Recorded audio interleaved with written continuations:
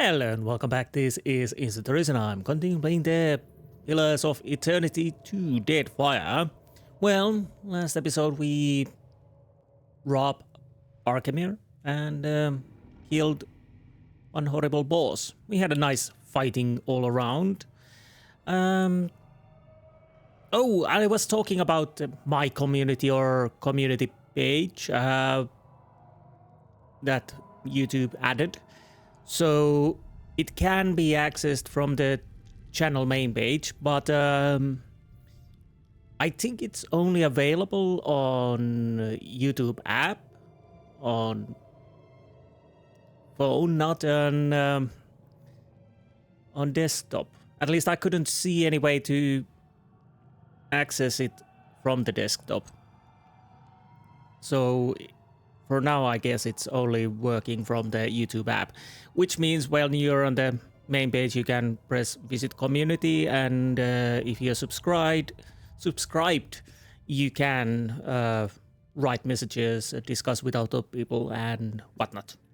As at least that's what I think. Well, you can write, but I think it's more that people can communicate with each other also. Anyways, I digress. That's neither here nor there. That making just a little explanations more clearly, because I just noticed that you can't access it from the desktop. Anyways, now what we are going to do now is I really don't know. I will go and sell stuff. I might check this area just once more, keep a once over, so to speak, and check that I didn't miss anything. Then we probably go and return the quest. And it might be that we are leaving after that from this island. I made a little changes, of course. Now I have a new shiny armor. I put the superb plate armor on me. It does give me more armor rating, but deflection drops from the... Who has it? You has it. No. Wait. No, I just put it in here. Casita Samelia's Legacy. I don't know whether I want to use this on me. The recovery time would be better. I lose how much? 3 points in armor. So for now, at least, I'll try this one and see how it goes. Then what else did I change? Well, you have the Saint's War Armor. Did I think I gave you an... No. I might have given her an Nope, sorry. I'm mistaken. FEG Husk, I gave it to her, Shotty, so it gives a little bit more armor for her. Of course, it gives... when the wearer becomes bloodied, aura reduces the healing of nearby enemies. / armor rating, because she probably needs armor. No, I did give her a better breastplate. Yes. Because that's why I changed back to the swords. Anyways, I digress. So, what we are going to do, I don't really know. Symbols of death.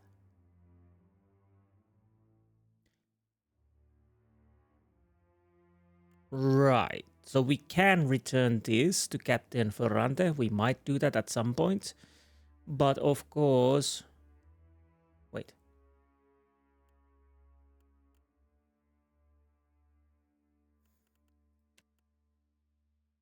No. Lighted pad? No. Alright, these are the missives. Eulogy of the dead, sorry. So I'll return to Kazu. Once I'm there, I'll see you there. After that, I'll probably go sell stuff and check the journal and see what we do next. Anyways, I'll see you at the Temple of Berath. Be right back. Okay, here we are. Let's talk to Kazu. Coming along well, is it? It can be dangerous down there. So I read. Yes, read. But we're done. I never went yet. But I will, after I die. Van. Did you know Xaur had become a death guard? Had heard. but new, no. Is it true? Xaur is a death guard. There was a death guard, yes. So, under the right duress, it can be done. Was. But he's no longer. Don't tell me you killed him. Don't say it. Alright, I won't say it. You wanted the eulogy, he was standing in the way. Don't you want to know how I shattered him to... What is that ring? Bloody hell. Bone spurs, how I tore his skull right from his knobby spine. No, I didn't kill him. Aggressive and honest. I'll go with the aggressive and honest. The priest planches, he sways on his feet, barely stifling a bereaved moan. No, I don't. I can't think of this now. I have to focus on the days ahead and preparing the ritual. You want to become a death god? That's why you're preparing ritual to kill yourself? Yes, the fate that awaits me. Then I will walk within the catacombs beneath the temple. Well... Finally, I'll be one of Berath's chosen, blessed for always.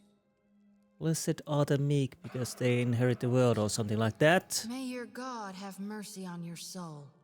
Well, that works too. We gotta get this fella to a brothel. Ed, what's wrong with you, dude? You're weird. You're acting weird. Good luck with that. Hope I don't see you on the other side. Well, if we see him on the other side, well, we probably have another death god to deal with. He blinks wide eyes back at you. Why do this? Surely you're more valuable to Berath alive and leading the flock. I don't think you should do this. It's an ambitious plan, I'll give you that.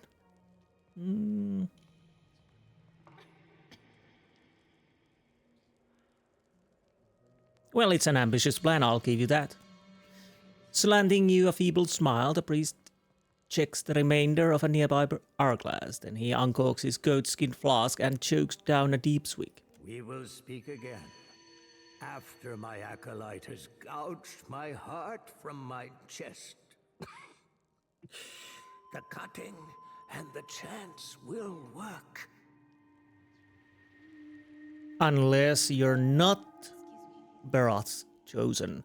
Head tipped back, he closes his eyes as if he can hear the chanting already. You'll see. Of course I do, yes. All right. I will address your inquiries best as I can. So ask. So I've acquired the stone tablets containing Xaur's eulogy. Give them here. The priest's arms quiver from the weight of the stone-carved tablets as he sets them down. His hands scan the grooved words. Truly, you are Berath's champion. Yet you will not die soon. There is work ahead for you. I set these aside for you. Old keepsakes from another time. Rata's walking cloak +1 diplomacy +1 survival, 15% stride increases with survival skill, +5 reflex. Girdle of mortal protection of constitution, +2 constitution, 50% incoming crits converted to hits. Okay. Berath holds you close, perhaps in helping you. Sure. He trails off, leaving the thought unfinished. Checking the hourglass. An hourglass. Okay, yes. We swig some stuff. Anyways, farewell. I think we're done here. Anything in here? Nothing I really want to steal. So, cloak. Well, this definitely doesn't work for me, but for you, yeah, I think we'll give it to you. Now the girdle. I'll... Wait, what do you... Athletics. Yeah, I'll give this to you. Athletics for you now. Okay. That's it then. I'll need to go and sleep. And sell stuff that I don't need. And check the journal what we're doing next. And once I'm done all that, we'll see where I'm next. Probably somewhere. Maybe down on the docks. Depending what we are going to do next. Either we are going sailing or we are doing something here if we can. But again, I'll check that out of camera. So, we'll see you soon. Very soon. Basically, blink of an eye. Anyways, be right back. Well, I haven't slept or sold anything, but I decided to come here and see if we can get a Mani to our crew. Let's see how it goes. She probably won't join, but at least I'm trying. My hands are feeling better. It's my pride that's still sore. Of course it is. So I'm still looking for an experienced cannoneer. Will you join my crew now? She looks you up and down, considering your offer. Oh no. Don't take this the wrong way, but I only crew with captains I know. Either personally or by reputation. Okay, what do I need to do to get you? I can vouch for the captain here. Oh. Keeps a tidy ship of misfits, but we're still floating. My offer is an encouraging shrug. Oh. So... Apparently Maya is watching me, but maybe if I have enough reputation, she would still join. But anyways, if it works, I'll take it. I could use some mischief. I've about had it with the uptight stiffs around here anyway. Okay. I'll see you on board, Captain. She crosses her forearms in salute to you, then makes a rude gesture at the rest of the district. A Mani is now available to crew your ship. Are you okay? Okay, let's check our ship. Ship management. You are here. You are... Oh, bloody hell, you're a very nice cannoneer. Who are you? You are a novice cannoneer. And you are novice cannoneer. Surgeon and cannoneer. Helmsman and cannoneer.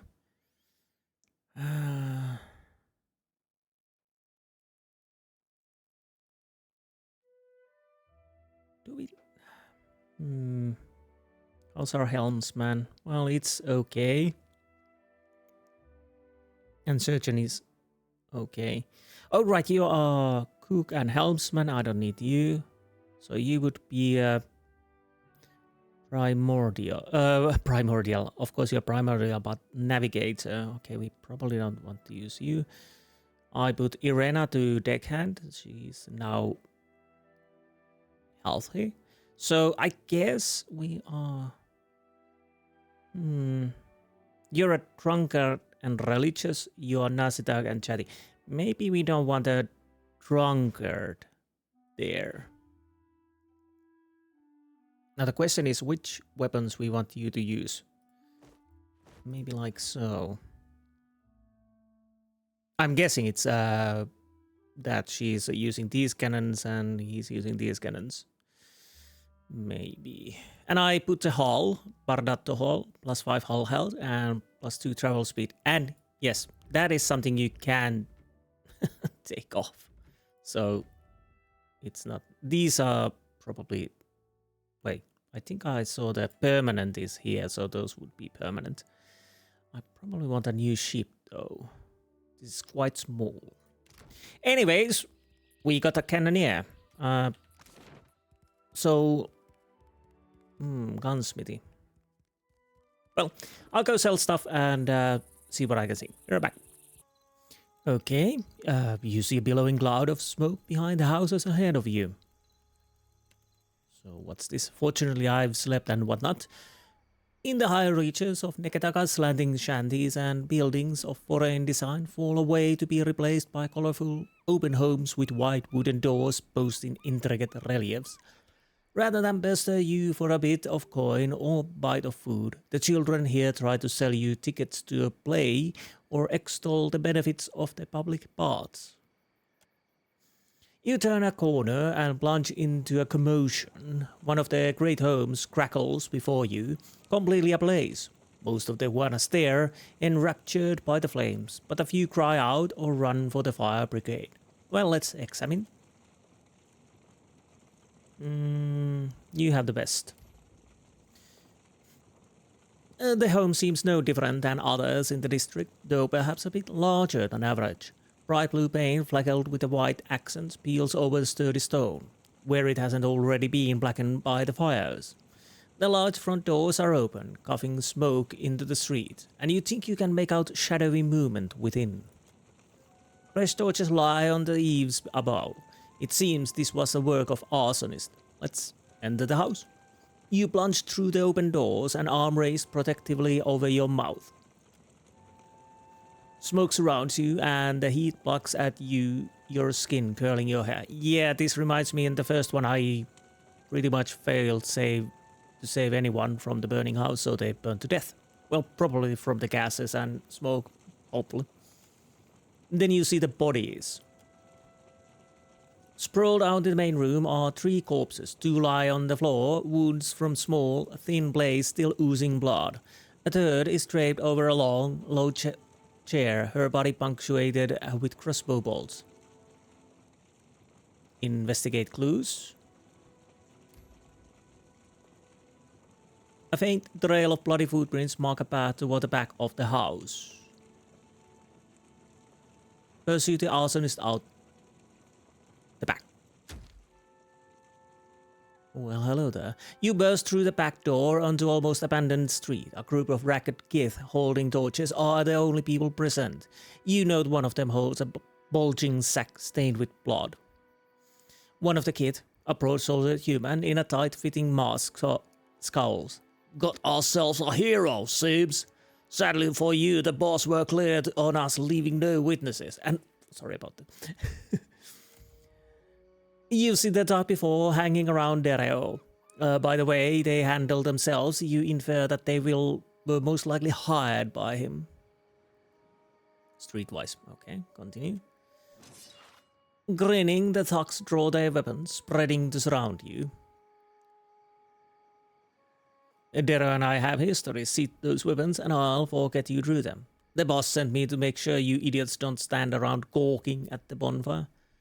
Back off, assholes. I can forget everything I saw here, for a price. This is for the people in the house. No. I'll go with the back off, assholes. Well, of course me. The toughs look to one another, uncertain. The unattractive elf takes a step back. The leader brow knits, but he gives you a curt nod. With a final uncertain glance, the arsonists flee into shadowed alleys. You glance back at the smoldering house before continuing down the street. Okay, so I was going to the Serpent's Crown. Basically, we are going to Lady Epero's estate. There's a little business we need to try to do and see if we can do it. Then another business is at the Sacred Stairs, but only at night. Because I kind of want a new shape, but I need money too. So once I'm at the Lady Epero estate, I'll see you there. We're back. Well, it's not the Lady Epero's estate. As you can see, you come upon a busy city square. Bloody hell, so many encounters. The cool waters of Neketaka's town well serve a poor and rich alike. Yet those who gather at them share a certain unmistakable features. Attired Auma visages, yokes borne across labored backs, and tattered Robaru rags. Whether for themselves or their masters, each waits in a long line to claim a bucket full of fresh water. Speak with the locals. The Epero, long accustomed to ignoring their superiors, pay you little mind, only belatedly realizing that you address them. One of them, an older woman, blinks dark-eye at you. Ekera, it is Insti stories. I am always hearing stories of you. Principis and Patra, good one. Valiant Trading Company, good one. Okay.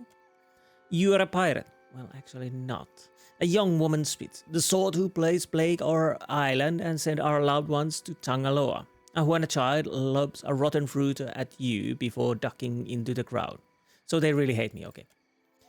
With growing cascade of murmurs, the crowd unravels between you and the now bubbling wellhead. A black liquid splatters from between the stones of the well, and someone in the crowd screams. A mugman from Robber Cast steps forward. His boots seem more schloss than leather, but his plungers so long he'd fit in with any formation of pikemen. He raises hand to the curdling crowd. Be at ease, Ekera, for what do you flee? I always am cleaning these. He blinks an undulating formlessness of ooze bubbles up from the well. He takes a step back, shaking. Intimidate. Stand your ground. Nah, draw your weapon and attack.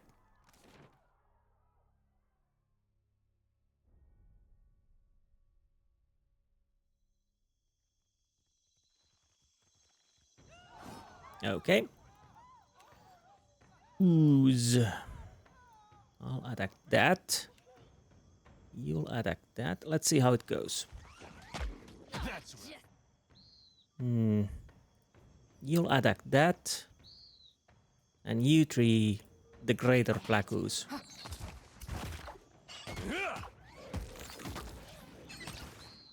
Yeah, it's working nicely. Yeah. Bring them down. I can scarcely believe it. Oh, there's some more. Okay.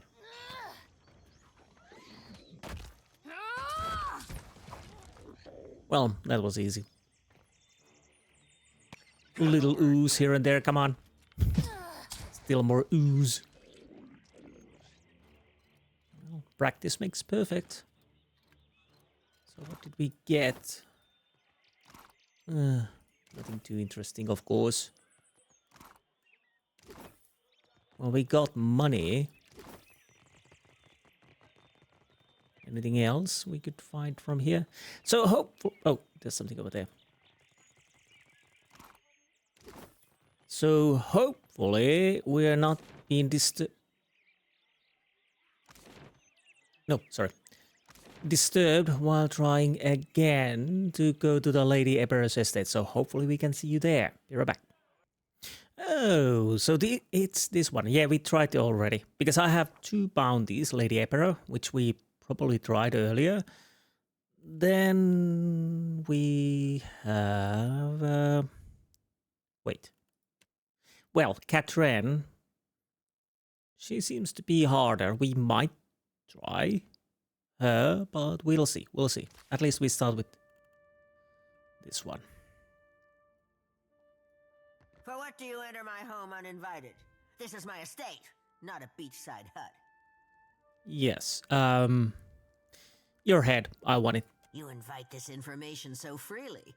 Is it your first time? Well, in this reality, yes. Okay, what do we have?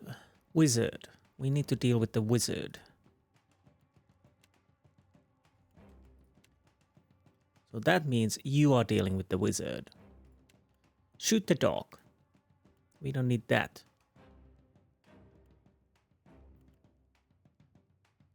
I'll go for Lady Epero. You go mercenary, you go mercenary. Let's see how it goes.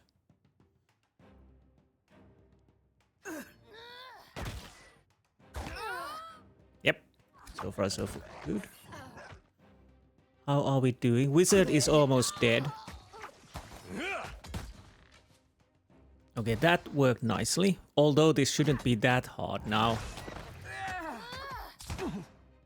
Let's go with those. No prisoners. Why are you... Who is giving you a hard time? No idea. No idea at all. Oh, I need to heal. So, could you, kill him quite fast? I'll have your eyes for that one. Yep, can you? Oh, she's already dead. Okay, nice. Captain. Well, Not possible, I'm afraid. looking good so far. Wait, am I not attacking? No, of course I'm not attacking because my AI is not on.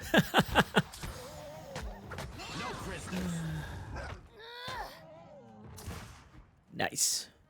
Real nice. Hopefully you're worth something, yes? Well, Soul Void, additional effect +1 intel, grants the effects of White Leaf after the rest.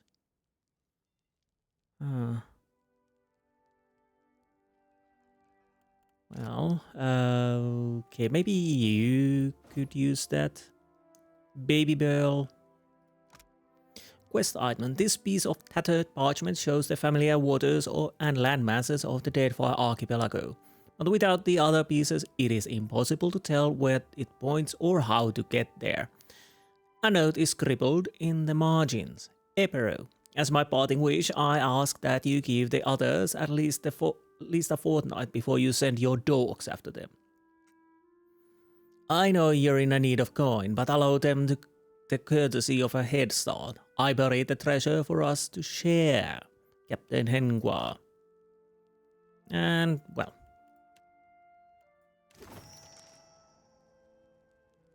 Dessiral, so I'll have to find her.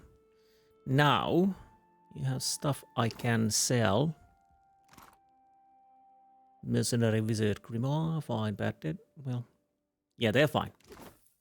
Something we can do. Maybe I don't want to take the books now. They give me 16 copper, but at the moment, I don't really want to do that. Everything else, of course, is something I will take.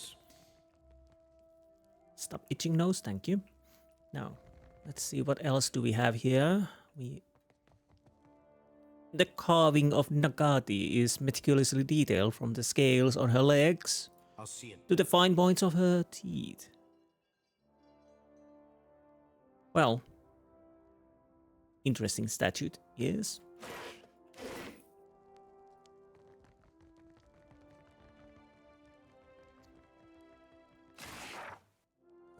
Well, I might as well take those, leave the books.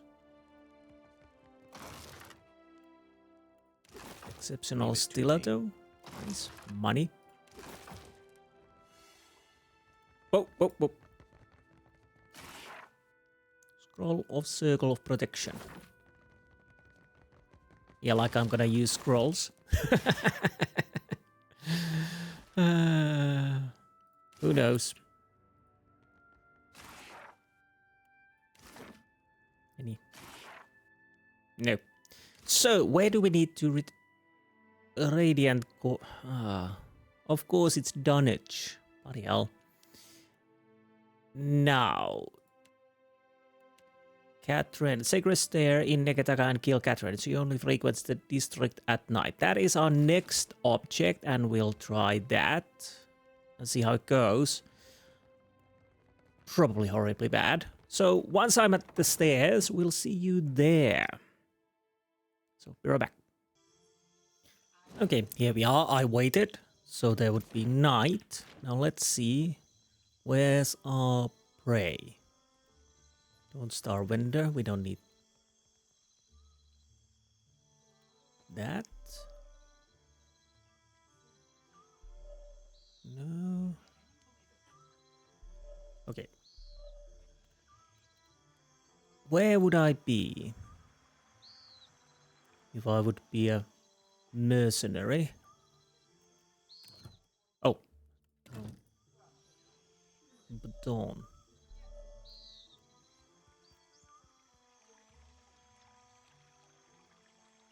Ah, there you are, of course. Makes sense. So constructs. Right.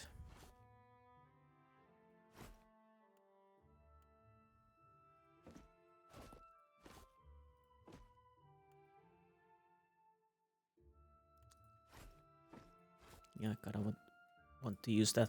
How much did we get? 605. Okay, nice. You may want to change your weapon. Yeah. What do we have? Ironclad, Steelclad, Devotee of Maker. I don't know if he is going to be an enemy, maybe. And Devotee. Yeah, they are gonna be, and Katrenn. Hey. No, you're not coming. So. As you wish.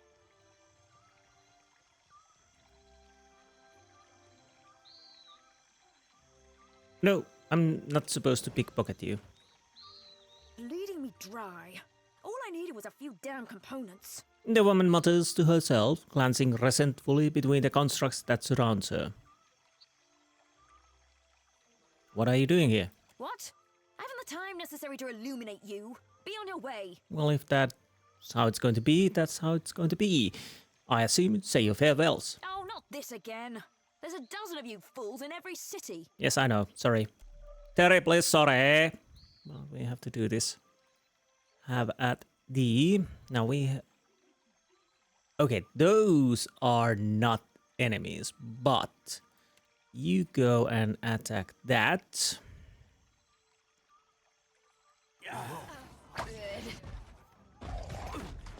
Honestly, guys, move, and you seriously go and attack that. And you might want to attack that. That dog won't hunt.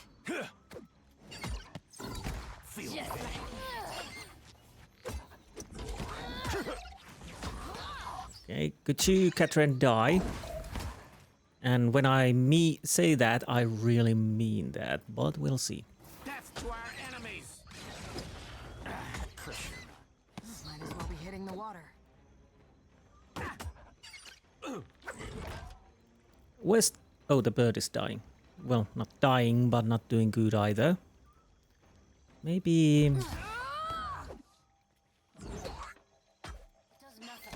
Bird could come and help me, you know?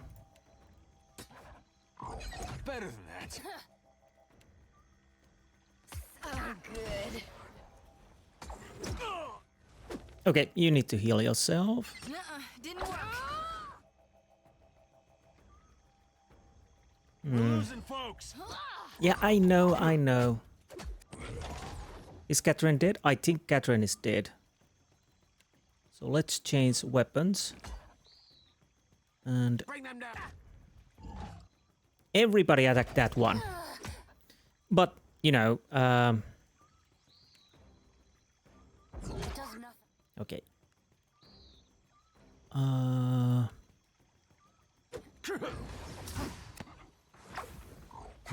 Did you do the crown split? I don't know. Could you try it again? Just a little blood. So, okay, now you did it. Okay, good. Divine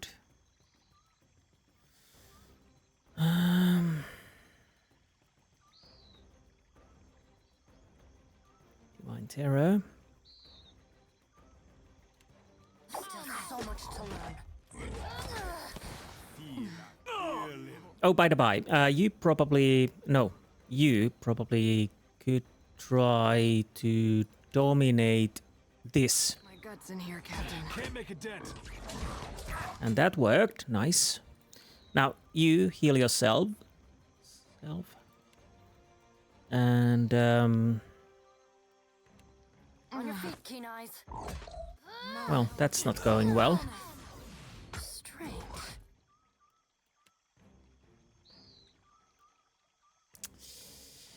Oh, bloody hell.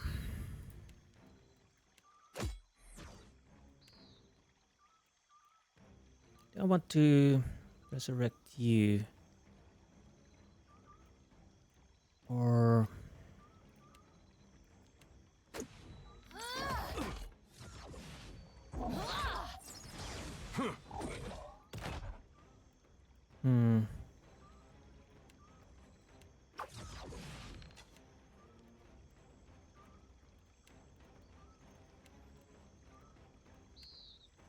That dog won't hunt. Kill them all. So far, so good.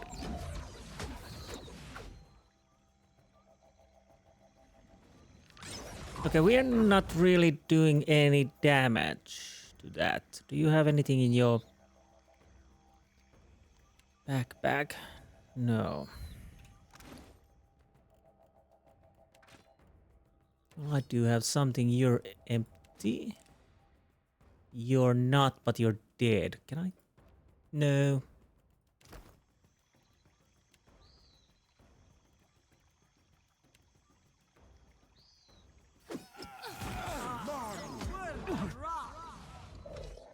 Now let's keep on going.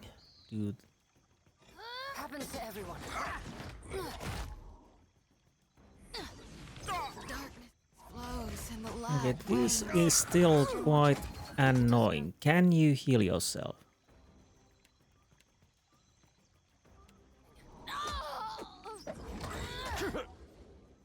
You can. Yeah, I think I hope nobody saw that.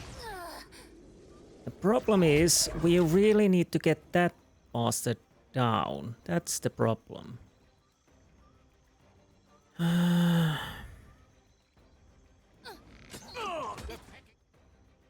Who are you? Where did you come from? I don't know. Did we hit him? I have no idea. Yes, off.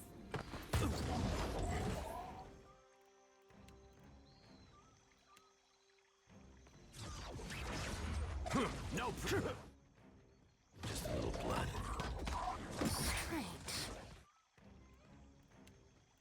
Come on.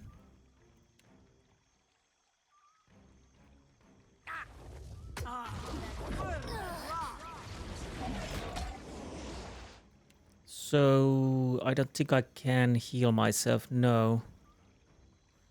Do I have a? Well, I do. Need something stronger. Come on, heal. Oh, bloody hell. We almost had it. We almost had it. No, we really don't. No, we really don't. Bloody hell. I'll try once more. We kinda can maybe do it, but that's not the best place to attack.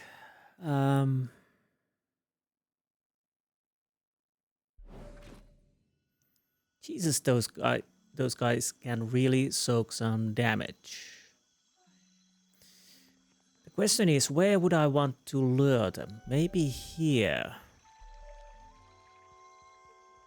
Because the less constructs I have surrounding me, the better.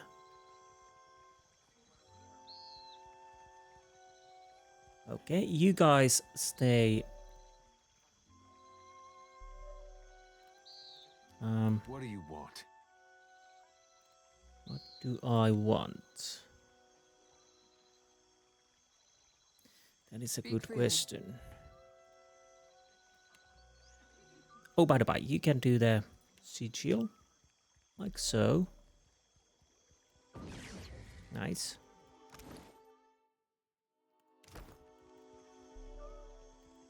Do I want to do anything else?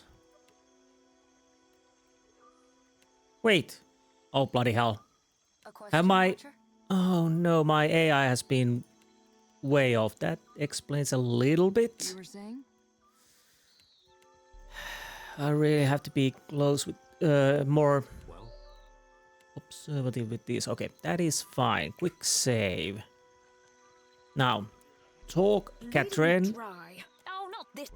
and run. Yeah, that's working. They're following me. They're following me. Oh, by the by, I need to change my weapons. Now let's deal with this. And let's put the AI on. Can't get a clean head. I'm afraid. All thick, than rock. Did you have a yes, you have a proper weapon, yes. And Bird and you deal with Katrenn for now.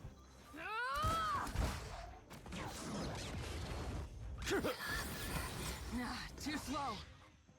This might work. I don't think so. I'm saving as much as I can to basically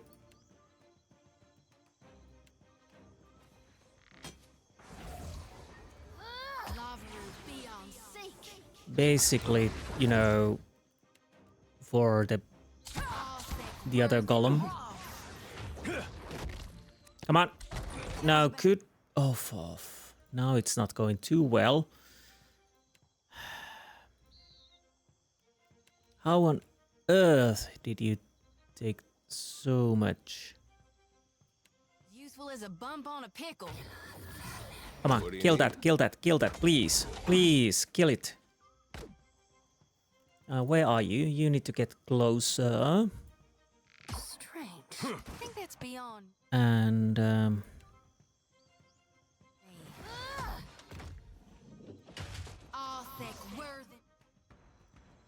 Bring them down.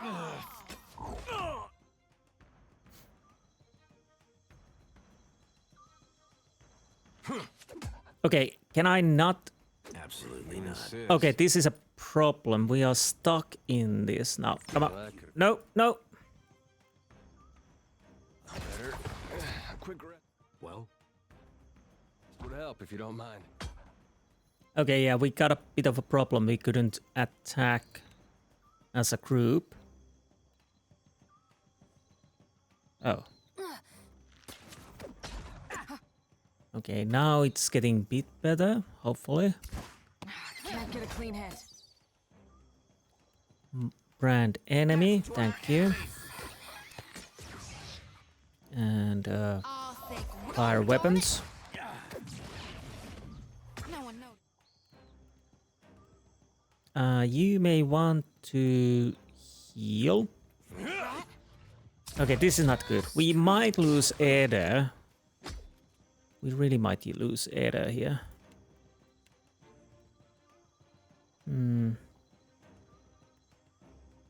Yeah, this won't hit Aeldys, unfortunately. Might as well be hitting the water.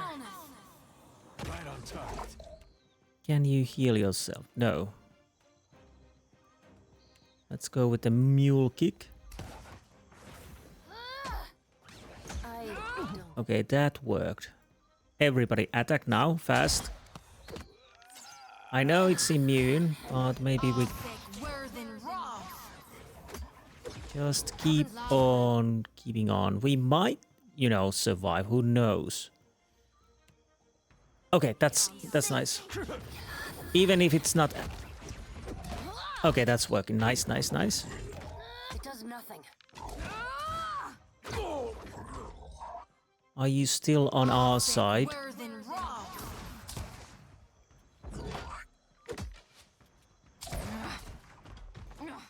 Yes, you are, but not anymore. Can't get a clean head. Come on, it's almost dead. So can you get something? No, you can't. Off. Oh, bloody hell, it hit the construct. But, well.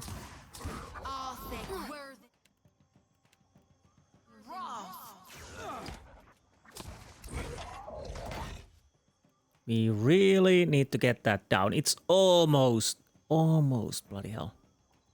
Keep on dominating that ironclad. Nice. Didn't work.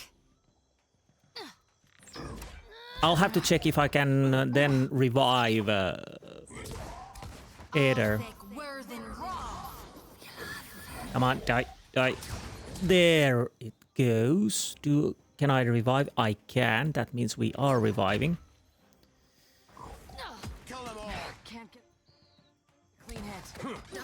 So we might actually win. At least I hope so. Bye.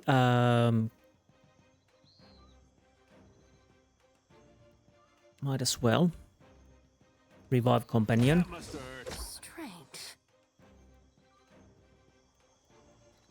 And also Well, he can't heal. All things must come to an end. Even me. No, no, no, no. Can I heal? Can I heal you? I think I can. Might as well be hitting the water. The question is, am I actually healing? I don't know.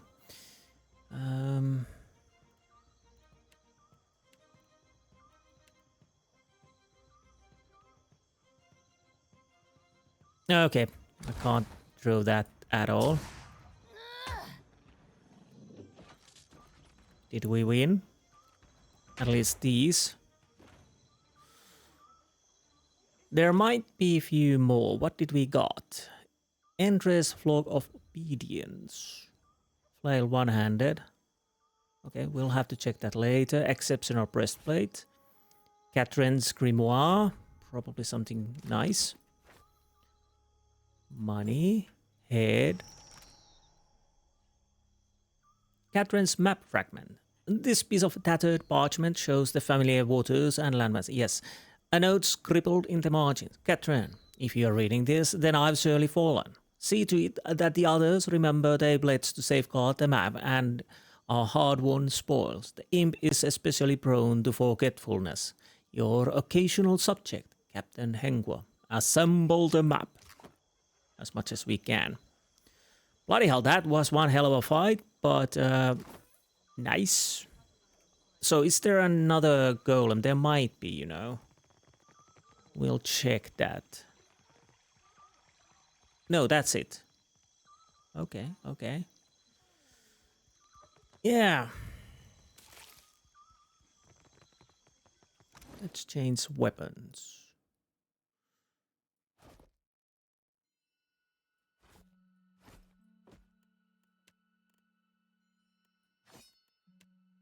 Yeah, the problem with Eder, I think, is that he's losing the shield with the Morning Star. We might want to have him something else later. No, I don't think I need it. No, actually, if there's some space, well, no one has space. Now, what? So this is in Dunwich.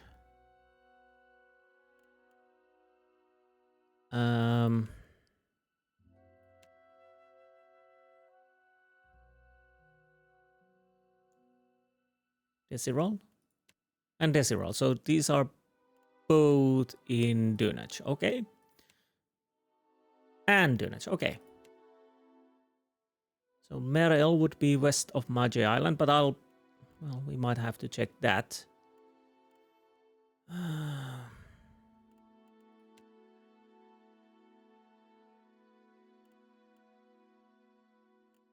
Piagara. Okay, these are somewhere else. We can return to Fiorante.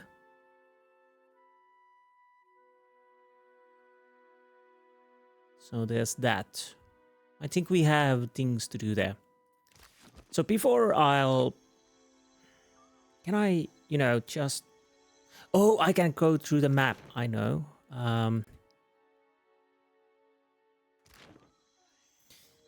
So I'll kind of want to return those...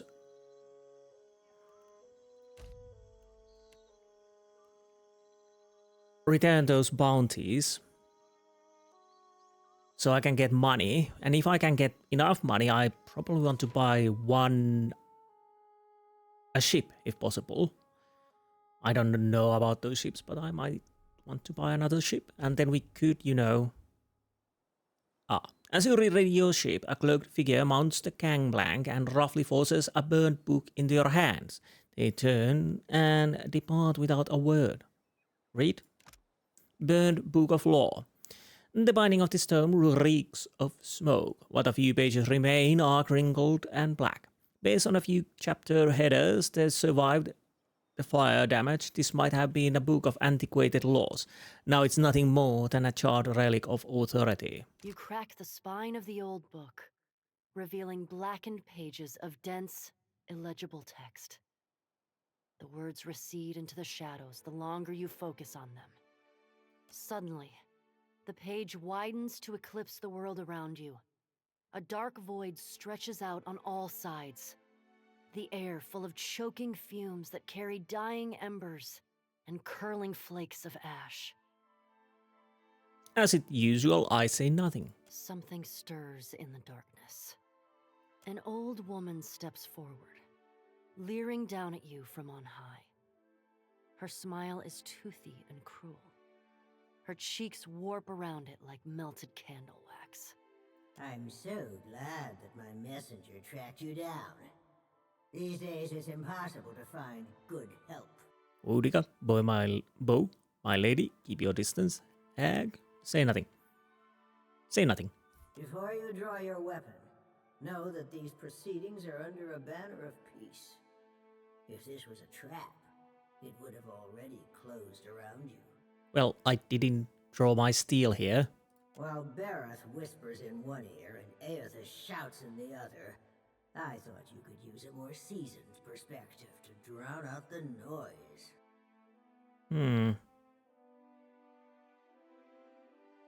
Well, I'm actually intrigued, so let's talk. Don't you find it unusual how open and accessible my siblings have made themselves? After millennia of subdued whispers, now they practically scream their intentions. Well, that thought has crossed my mind, yes. And isn't it strange how we never bicker unless a mortal is watching? Well, how do I know you're not bickering if I'm not there? I don't know. Is it? You tell me. I would never deny that our pantheon is emotional, willful, and prone to overreaction. But we didn't get this far arguing over minutiae. To be honest, I'm kind of skeptical with that. Maybe we just survived, although they were bickering over minutiae. Anyways, continue. If we still possessed our glorious titans, my siblings and I would have put an end to Eothas and his rampage by now. Yes, of course. While we are powerless to stop him, some of my kin wish to observe how mortals respond to this threat. They think it will shine a light on the value of our patronage. And maybe if you see how we deal with him and maybe stop him, so you can prepare yourselves that won't happen to you guys, that we kill you. Have we raised you well enough to be self-sufficient? Or must we return to Eora and impose some corrective measures? Go on. A cross-section of society has converged on the Deadfire. Some of my kin are of an opinion that we are meant to judge mortals on the basis of their performance. Yeah, performance reviews, oh no. While the rest of us have already made up our minds on the matter. So if you have made your minds, what does it matter then? So we're being judged, to what end? And this would be inside, so why do I get the feeling you're trying to convince me of something? Yes. Judge for yourself. But I think you'll find my intentions are more straightforward than you think. Well, they might be, but you haven't bring those intentions to my...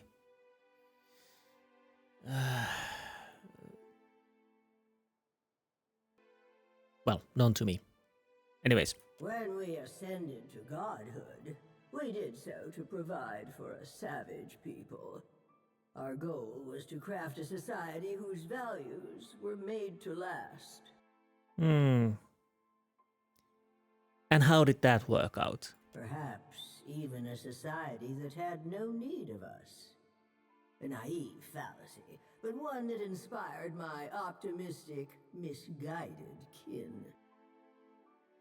How you and your allies counter this threat will demonstrate whether you are competent enough to guide your own destinies, or if we need to revise our strategy.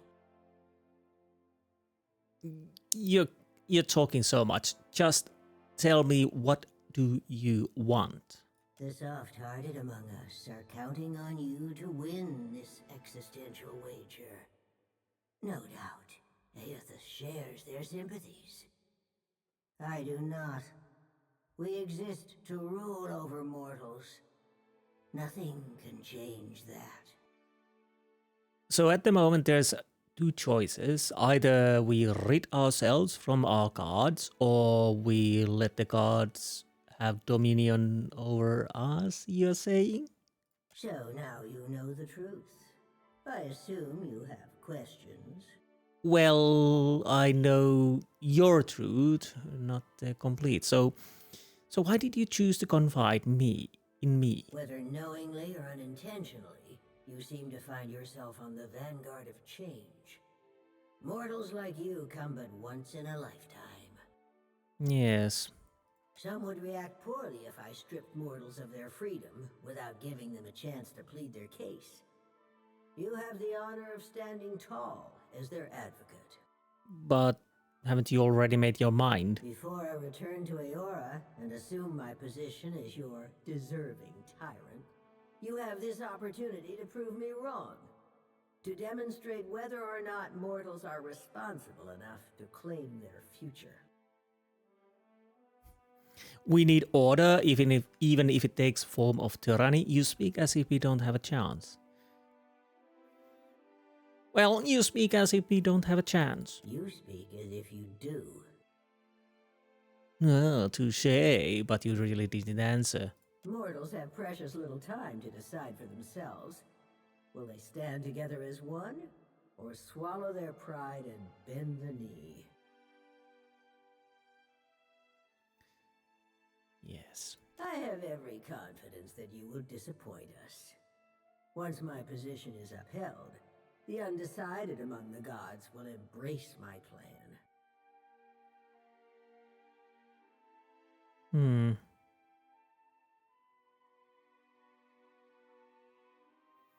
So the gods think my actions can prove their point about mortal society? Prove it or disprove it, yes. I never agreed to this arrangement, but if your example demonstrates mortal ineptitude, as I trust it will, then I can make the plan serve me. An assertive minority of gods believe that your choices will prove the value of their wild optimism. As if mortal collaboration and ingenuity are endorsements of our leadership. But what are you offering to me, per se? Then there are those of us who know better, who are not so easily convinced. Kith are vulnerable, unless they submit to the destiny we chart for them. Thinking otherwise can only breed dissent and chaos.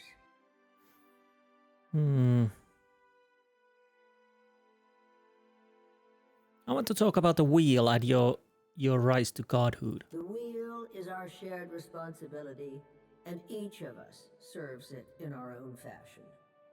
I am the axle upon which the gods balance their power. Of course you are. Eothas keeps the wheel in motion. He was our promise to mortals that time and labor would yield a deserving reward on the next turning of the cycle. How did the Engvitsens become gods? At the height of our power, we recognized the potential of the soul. We knew that it could be bound, split apart, diverted like a river, and hammered together. Hammering was trivial. Would there be a chance to me to rise into the godhood? Basically kill a god and become a god? Tempting. Those of us who agreed with the Apotheosis Project, and many who did not, submitted to a violent and horrible erasure of our individuality. After the dust settled, we adopted the forms of beings from Eora's most prevalent myths.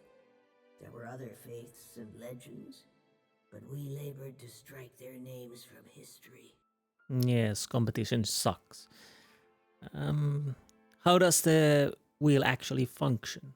Well, how exactly does the wheel function, sorry? Much of reincarnation's mechanism exists in the idea space of the beyond.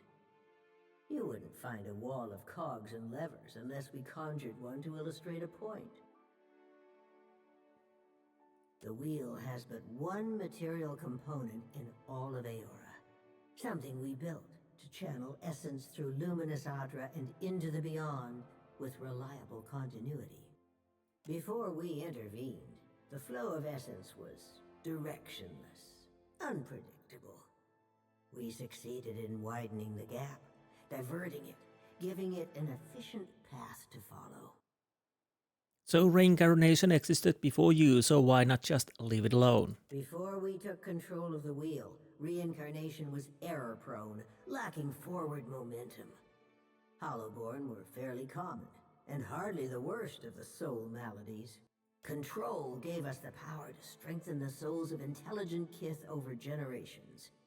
We made you wiser, stronger, more likely to develop the society we thought you deserved. Every turning of the cycle demonstrated the righteousness of my belief. Nature begets chaos, and discipline begets perfection. Speak, Watcher. It isn't every day that I open myself to these communions, so spend your breath wisely. Oh, how magnanimous. So tell me about this enlightened society you once wanted. It was an ambitious plan, our utopia. Perhaps too ambitious. We ascended to power, responding to a need inadequately satisfied. Assuming these roles gave us the authority to mold Eora over time, to influence you and lay the groundwork for a society yet to come. On the outset of the plan, some believed that mortals would outgrow us, as if that was a favorable outcome. To me, our eternal pantheon was always a critical fixture. Eothas was one of those who supported mortals, while I have always been their most vocal critic.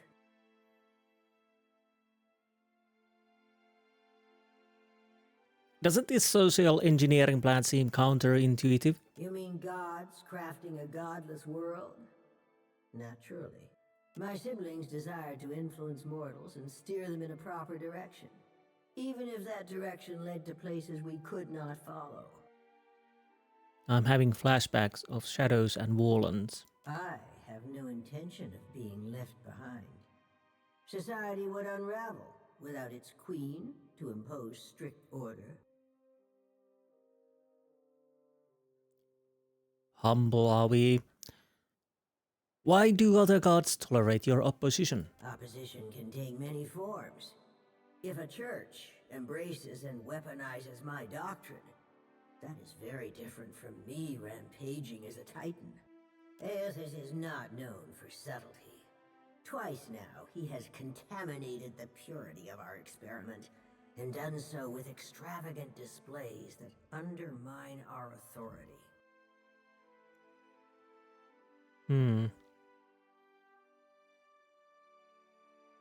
Ondra dropped a moon on Era, what do you call that? Impulsive. I am the counterpoint to the soft-hearted. It makes no difference if mortals pass some arbitrary test. My mind is settled on the matter. So why are you giving even a choice? Because I can't change your mind. Regardless of my feelings, the timing of this crisis forces us to accelerate our schedule. Final judgment comes sooner than any of us would prefer. How would you have even recognized that ideal society? A valid, self-defeating question, and one which I posed often. And the answer? We assumed that they, whoever they were, would reveal themselves to us. Rational government would rule in our stead, leaving churches vacant. Thanks to Eothas, we're pulling the dough from the oven before it's had a chance to fully rise. You unfortunate bastards never had the chance to prove me wrong. Why are we having this discussion then? What happens if someone proves you wrong? If our pantheon found that mortals had cultivated a perfect, lawful system to maturity, I would not voice a word in protest. I would merely stand aside and await the inevitable collapse. Mortals need us. I know this as well as I know myself. Even a lawful and responsible society would be poised to collapse as long as its architects and strongest adherents were mortal. Any satisfaction that my siblings derived from their little experiment would be short-lived. And it would fall to me to clean up after their mess. So you're right even when you're wrong? Got it. Make no mistake, Watcher. In this, I cannot be proven wrong. Back to my other You've questions. learned much already. Only ask if you are ready for the truth. Again, that is a quite subjective matter at this point. Has your opinion of mortals changed at all? Well, we can always... Well, I'm guessing the answer is no with the elaborate ways. Nothing you've done has tarnished it utterly beyond repair. You may congratulate yourself on that much, at least. Goodbye. Yes, I think we will. This is not the end of our discussion. You know how to find your way back to this place. But you really haven't given me a reason to come back. But we'll probably come back, if I remember. Wotica nods stiffly. You feel her presence drift as a breeze, rustling as it goes.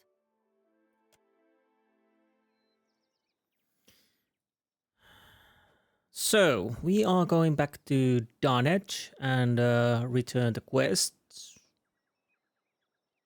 We have quite a lot of things to do. So, Captain Tanik, we are not going against him. Oh, wait. Oh, that was moving. So, unless something happens, we'll meet at Dunwich. So, I'll be right back. Okay, here we are returning the bounties. And I totally forgot we need to... Well, we are going back to Neketaka, of course, if I get some money to buy a new ship. But one thing I forgot that we need to go and check. What was it? I kind of don't like... Wait. Yes, we need to meet Hazanui Karu at Brass Citadel. Maybe he has some quests we can do before we make a choice. Anyways, I digress. Let's go and talk to Dessiral. I welcome your return. Yes, thank you. So we have nicely 3 bounties. So, the puffed up little charlatan is gone for good. I Well done. kind of wish we get more money, but That's 1 down. Just 3 left to go. If you're still game. Finally, the lady falls. You already have my gratitude. Now take my coin. But halfway is half done, my friend. There are 2 more members of the Firebrand's old crew that need your special attention. I hope Katrenn put on a good show for you before the end. are you wanting the map, perhaps? There's just the 1 crew member left now. Okay, tell me about your sister. A smile twitches at the corner of her lips. Danaea was a wild girl from the day she was born. She came out of the womb yelling loud enough to make your ears bleed. And she never really stopped. She chased a bad end like a winter-starved wolf chases the first fat deer calf of spring. It was only a matter of time before she caught it. But dead is dead. And reminiscing with you won't bring her back. Okay, so who I'm looking for again? Torkar, the tactician. Big, ogre-shaped, makes his home in Dunwich. He shouldn't be too hard to find. There aren't many who fit his description, even among the pirates. Okay, so let's check the journal. Torkar. Oh, bloody hell. Yeah, we are not trying that. We might... It depends how many provings he has. Did we have something else that we need to return? Oh, right, we need to...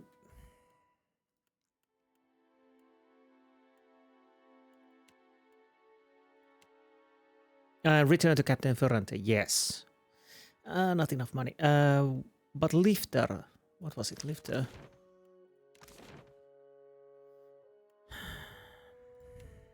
Okay, let's go and check that. Of Of course. and see how hard it might be. Come on, where is it? Wait, how did I miss him?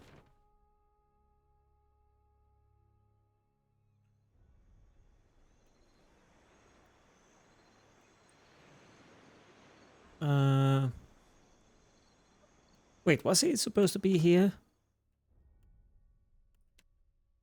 Travel to Lifter's refuge in Dungeons to kill Torkar.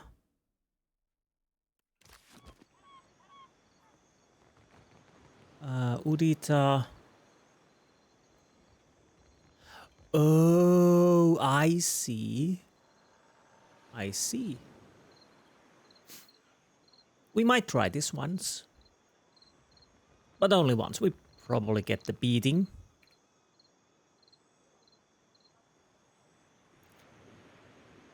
But we need to level up first and probably rest. So leveling up first. Be right back. So for this time I took Inspired Beacon. Damage taken by the affected enemies is greatly increased. I really should use it that time. And then I took a Spell Resistance. Grants a chance to completely resist the effects of the hostile spell. 10% resistance against spell. Not that great, but I decided to take it anyways. Next time I'll probably take that. I might have Zeal once enemy dies. I bought 1 point in Mechanics and 1 point in Intimidate.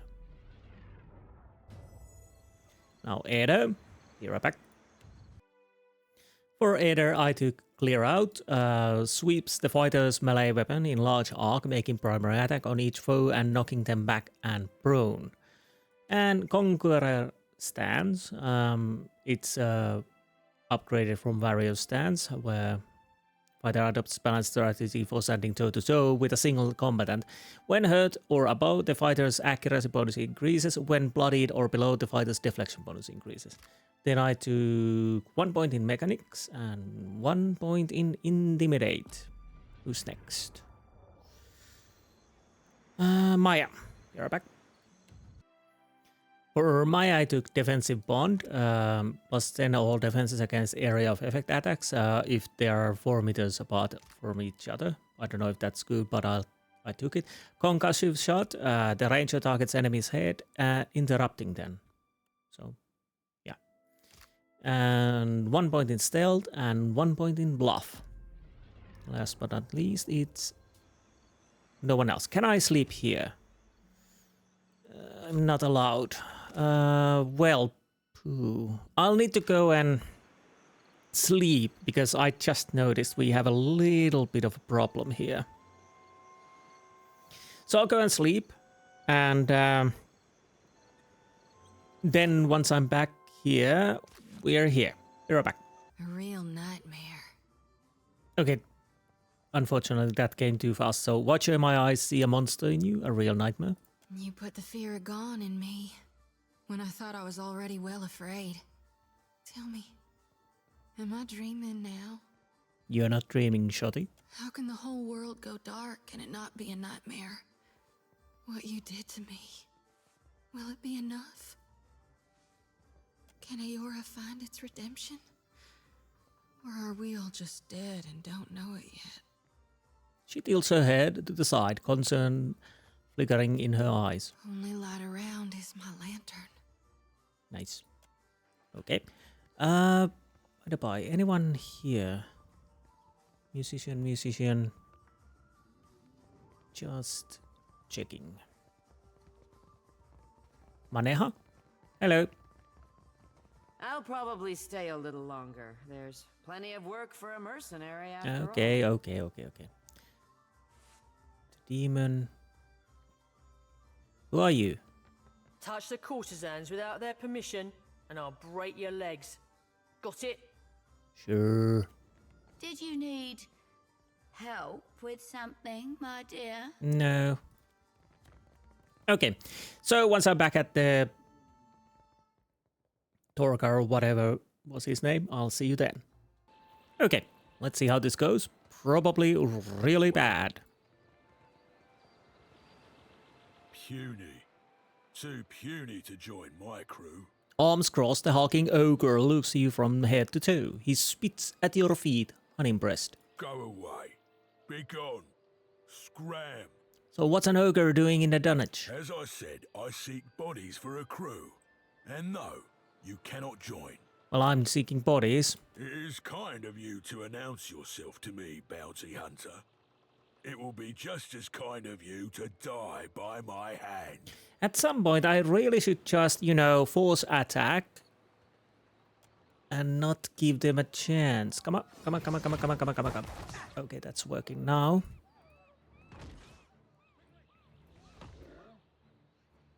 By the by, what the weapon?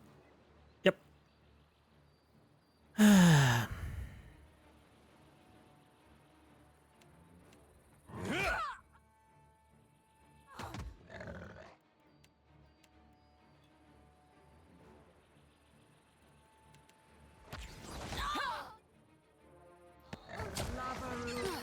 Oh, there's enemies over there too. Okay, that's great. But we actually are doing quite nicely. But you are not doing that nicely. Oh, bloody hell.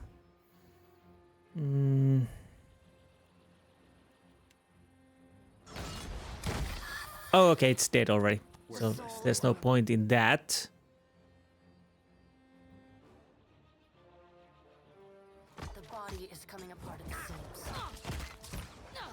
This thing isn't doing the job. Bring them down. Wait, what are you using?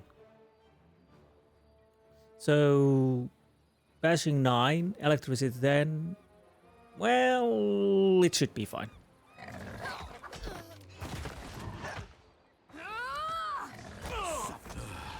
We are doing better than I anticipated, although I need to heal. Still got it. Hey. We had some good times. Oh, do shut up and heal yourself, Ada. Well, no, then. Okay, there goes Torkar. Nice.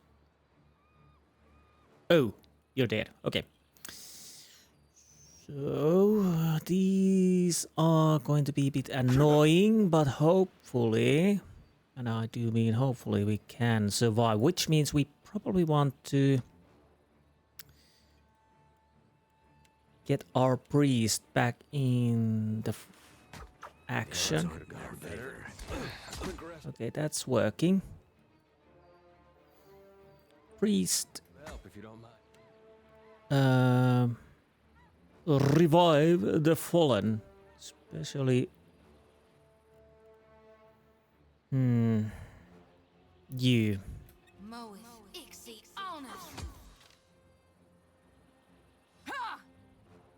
And by the by, priest, come closer. Because I need you to heal.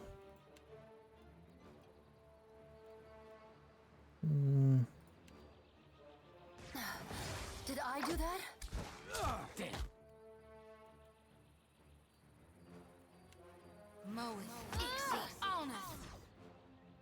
Do you...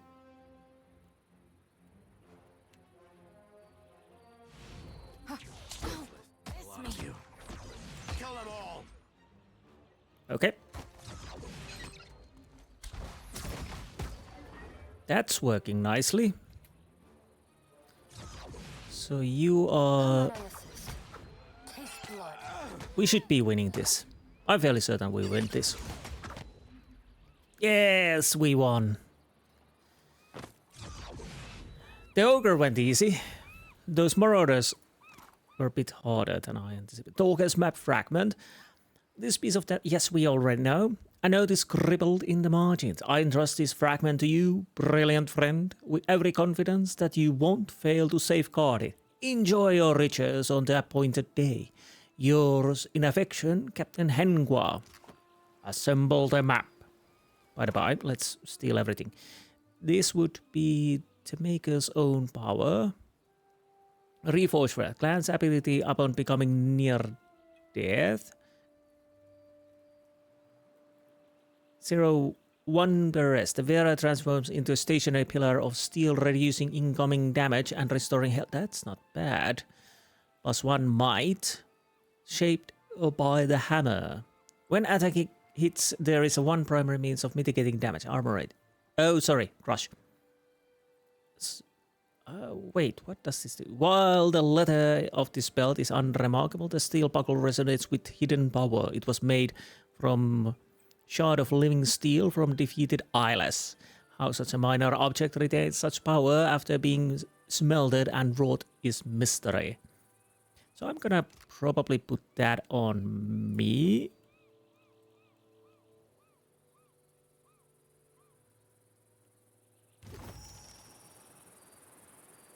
Nice.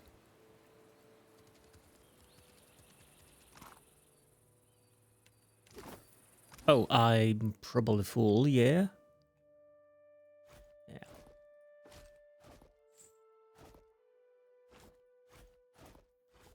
Because honestly, regeneration is nice, but let's be honest, it's not that great. Now, who could use this? You already have a belt? Do you? Yeah. Now the question is, you. That would make more sense. Ah, leveling up. We're back. And so I level up. Yeah, I level up. We're back. Okay, with Shotty here, I took Spiritual Ally. Basically summons extra planar ally loyal to the priest. Rapid casting reduces the time it takes to complete a spell's cast. Plus 10 action speed with spells. Minor intercession was something that was given. Calls upon the aid of the priest's god, restoring health and reducing durations of negative effects for all allies in the area of effect. Plus 25 restored, minus 5 seconds duration of hostile effect. I took 1 point in alchemy and 1 point in religion. So I'll think I'll go and sleep first, then I'll go back to the Radiant Court and return the head. So I'll see you at the Radiant Court. Be right back. Dried dung's good for starting fires. Oh. Well, this has been an education. Okay. Hello, Dessiral. I welcome your return. Excuse me. I killed Torkar. I'd say it's a shame to have lost such a brilliant mind, but Torkar didn't give you any choice. No. You've put to bed the last of the Firebrand's crew, my friend, which was more than I ever could have hoped for. Thank you truly. I can rest easy now, knowing they got what they deserved. Nice. So, what do we do with the map? And what will we do with the drunken sailor? Torkar's map fragment, Katrenn's map fragment, and wait, what's the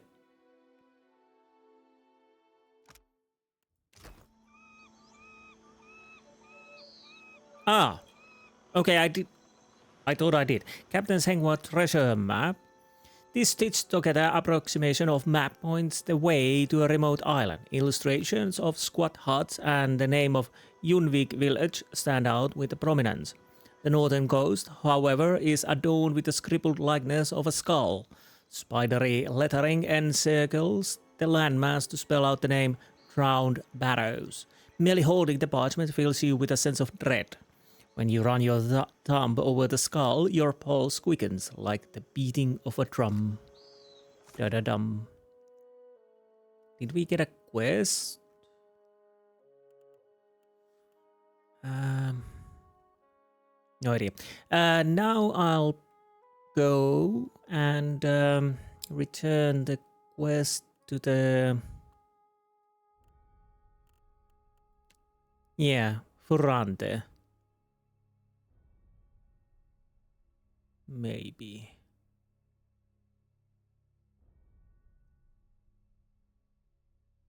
That could work. I'll probably do this. We have a nice chunk of money, so we could go and check the ship. But I also kind of want to return this so we could get more money and see after that a new fish. I don't know what I'm thinking. Where did the fish go? See, so, yes. ship. I don't know. Maybe I should go to sleep. It's quite late already, but the game is pulling me in. Anyways, I'll go and find Ferrante. So, we're back. Okay, here we are. Let's talk to Ferrante. Gelarde, such a solace it is to see you again. Well, the sword was Rivan's. She was charged with protecting it. Yet by some means you have acquired it. How remarkable. I know. Ah, I know these symbols. As Ferrante examines the sword, he sucks in a sharp breath. This is the Burning Palace, see? The symbol represents the Dokotsi family, which means you are in possession of the royal sword of Gran Vaelia, the Engoliero do Esbirs, ac? His face flushes with excitement, and he endeavors to unseat the sword, arms trembling from the effort. At last, a stab of dismay cuts across his face. Merla, but it appears to be sealed tight. Perhaps we might use this to bargain with Rivan, should we ever chance a meeting with her. Almost reluctantly, he hands it back to you. Come, let us share a fine conversation. Okay, I've obtained information on Rivan from Xaur's tomb. He rubs his hands together, expectant, and his dark eyes glimmer. Well, share and share, as is the law of the coast. Is it really? I've actually spoken with Xaur. His brows hoist high up his forehead. Meaning what by that last? You were able to read his soul, despite how much time has passed?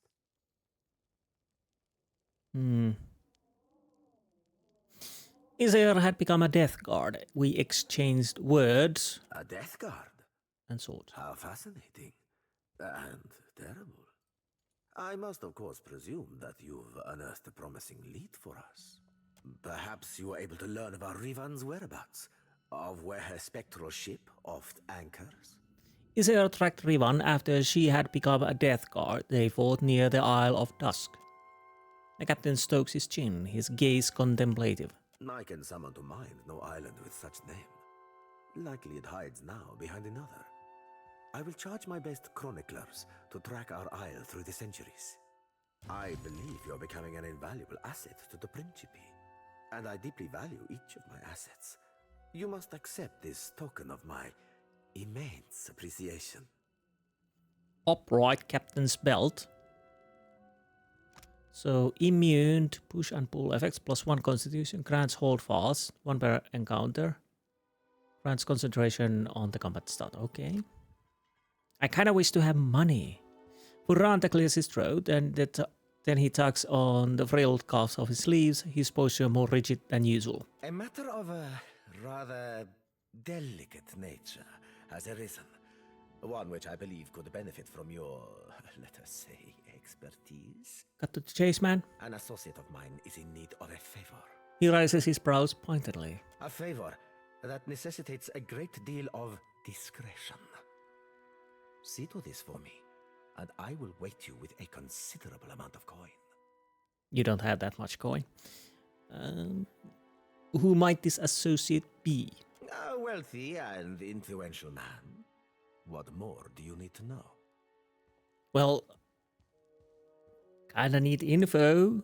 Throw a freaking bone here, because, you know, we need to be discreet.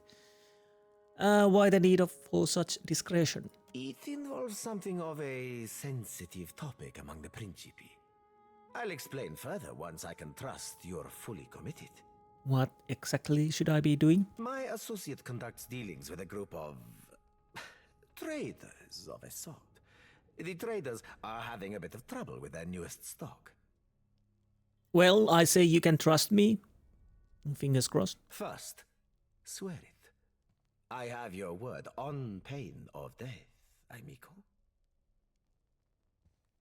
Of course. Buono. Then you're to head to Crooksburg Island, where you'll meet with Master Kua.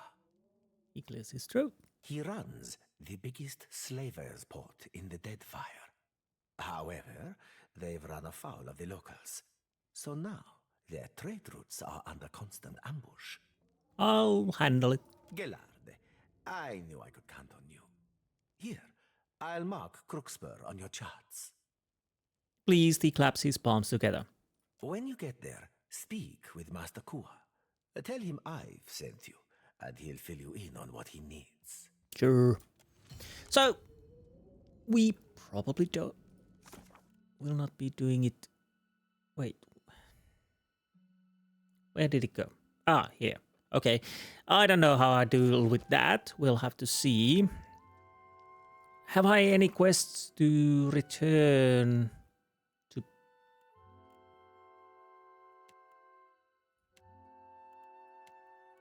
No.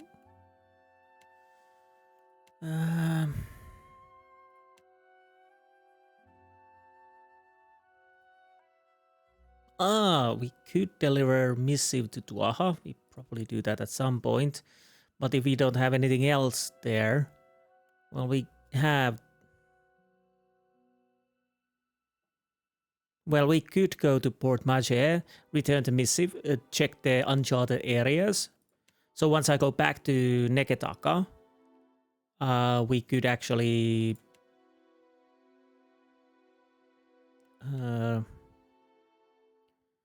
return few quests also.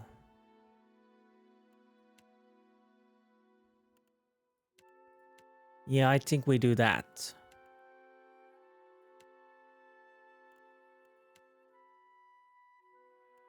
Yeah. So, oh, wait a minute.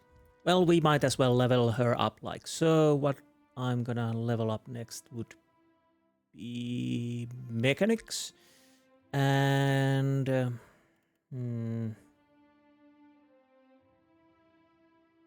streetwise.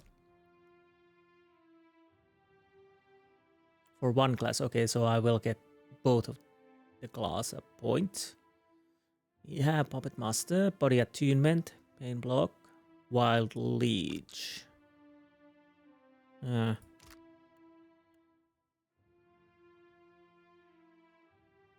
go with that. Oh, only 1 point. Okay, I totally could have checked the rogue, but I took the greater focus as you saw. So that's it. So I think I'll sail to the Port Majer, and once I'm closer to the area, I'll see you then. We could do the cartographing thingy, return the missive at least, and see what else we can do there, and then back to Neketaka maybe. But once I'm closer to the Port Majer, I'll see you then. Be right back. Oh, bloody hell, you received an important missive from Captain Aeldys. Read.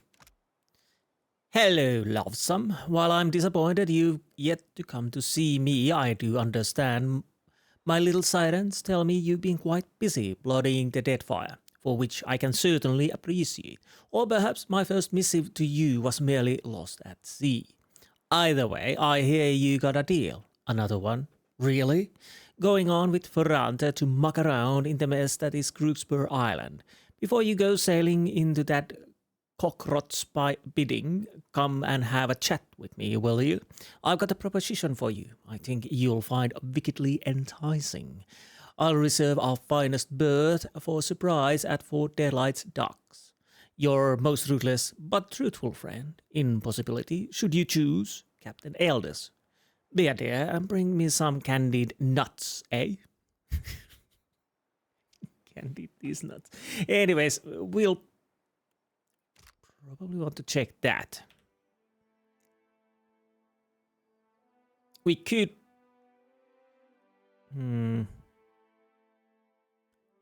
So where would be Harbinger's Watch, Motarea Kotsi, Pekarnan's Observatory, Unidentified Sayuka, Crooksburg, Junvik. It's right over there. I probably have to start sailing this area at some point. Maybe either this or next episode, I'll just... Once I got a better boat, I'll sail this map open. If I can. But let's go to Fort Deadlight, and after that, Port Majer and check the areas. So we'll see you there. I'll be right back. You're the captain who Aldi's invited to parley, ain't you? I'm to keep an eye out. Haha, I see what you did. He taps the finger beneath his one eye that isn't covered by a black patch. It's so I can provide you an escort when you arrive. Well, lead on. Right this way, Captain. It's my pleasure to show our honored guest around. Aye, it sure is. Yeah, I've been here. I killed everybody when I was last here. So tread carefully.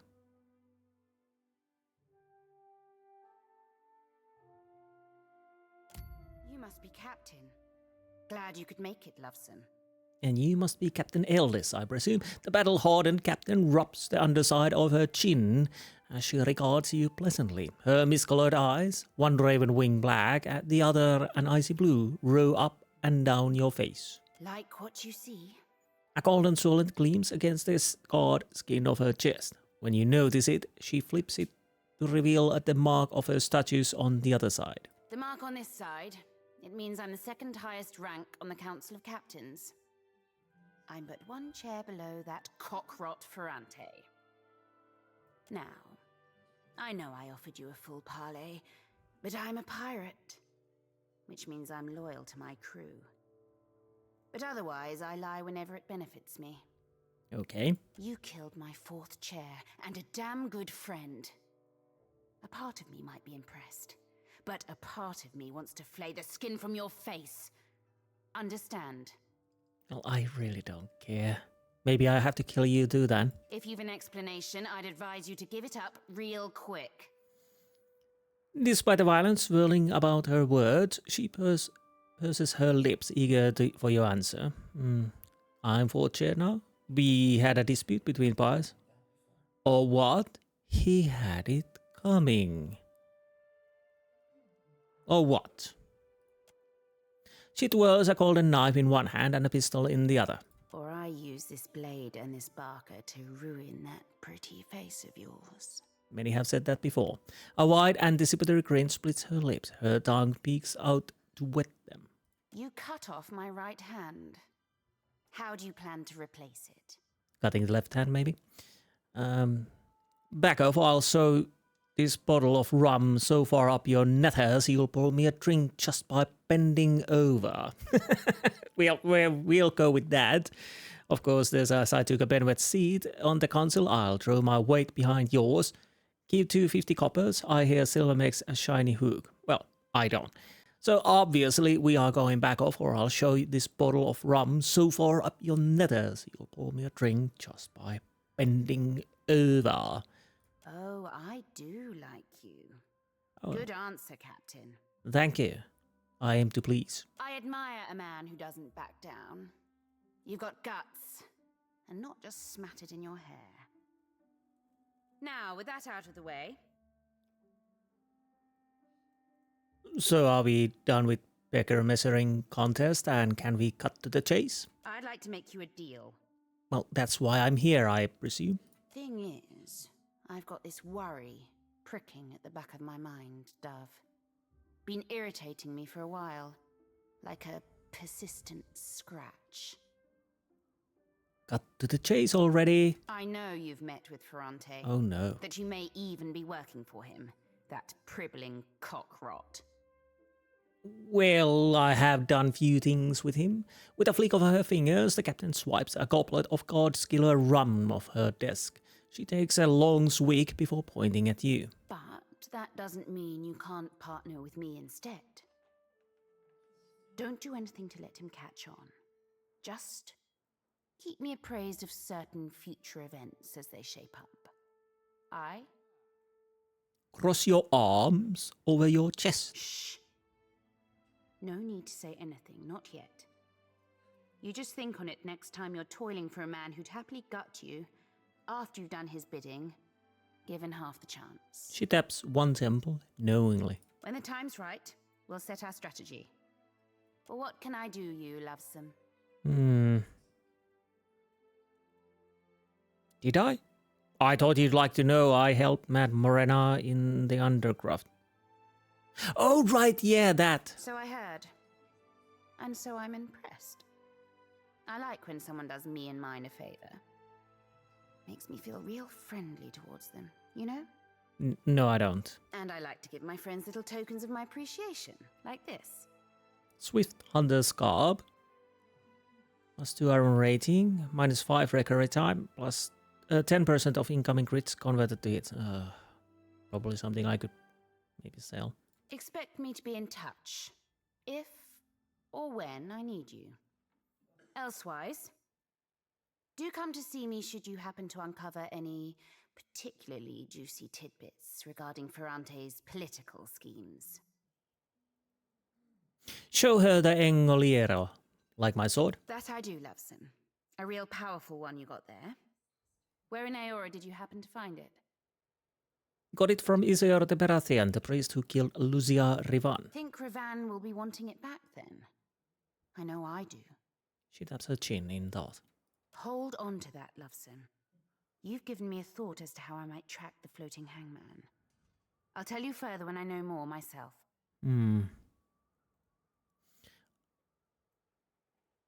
About Ferrante. Got something for me, Dove?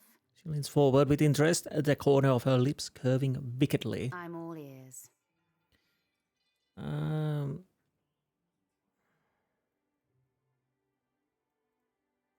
Okay, I'll go through this. It was Ferrante who told me where to find Benveth. I figured as much. That's how Ferrante gained his political standing. And that's how he keeps it.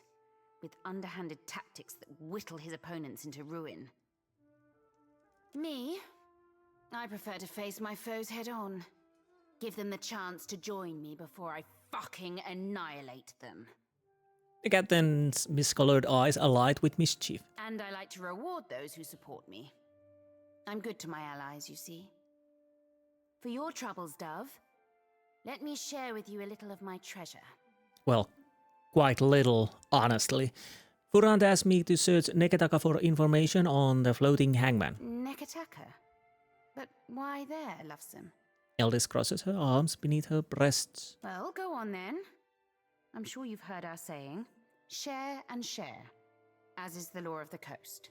After Lucia Rivan was slain, the Berathian priest, she rose as a death guard. Lucia Rivan died protecting the royal sword, but the sword was stolen from her. Lucia Rivan's first recorded sighting as an undead captain was at the Battle of Tuscan Isle, maybe? Both her pitch black and blue eyes glow around with interest. You suppose Lucia's turning undead had to do with her being a paladin, whose sworn duty was interrupted with her death? Well, it's no matter to me either way. I always did like untangling the threads of history. It's like puzzling out an encoded treasure map. Only to reap these spoils, we've to uncover the mysteries of the past. Give me time, and I'll find the means to deal with Lucia. Then we'll be one fathom closer to commandeering the floating hangman. Apparently an old Darkotsi paladin Lucia Rivan commands the floating hangman. The floating hangman is the remains of the Fonferus. Interesting. Quite very interesting. I had heard rumors as to such. The floating hangman flies a flag featuring the burning palace from Old Valia. Why would Ferrante be interested aiding slavers at Croxburgh? I've only suppositions to offer you, Loveson. But I'd bet my swollen-et Ferrante is attempting to gain standing with someone other than the slavers. Aiding the slavers is small fry for a captain like Ferrante. It wouldn't pay well enough to be worth the investment. No, he's got ulterior motives, mark my words. Consider them marked. You can bet I'll be looking into Ferrante's possible business and political associations further. For the tip, however slight, I thank you. Thank you. 2,000 coppers, nice. As you wish, Dove. I am happily and wholeheartedly at your disposal. At least until I get bored. So, what sort of things do you like to do in your leisure time? What? Like, for hobbies? Her eyebrows dance up to her hairlines as she laughs loudly. Minor positive. When I'm not out plundering the seas, I'm right here ruling my fleet. Suppose I like a good bit of target practice. And of course, who doesn't like rum and a hot bath? Don't guess you like the same?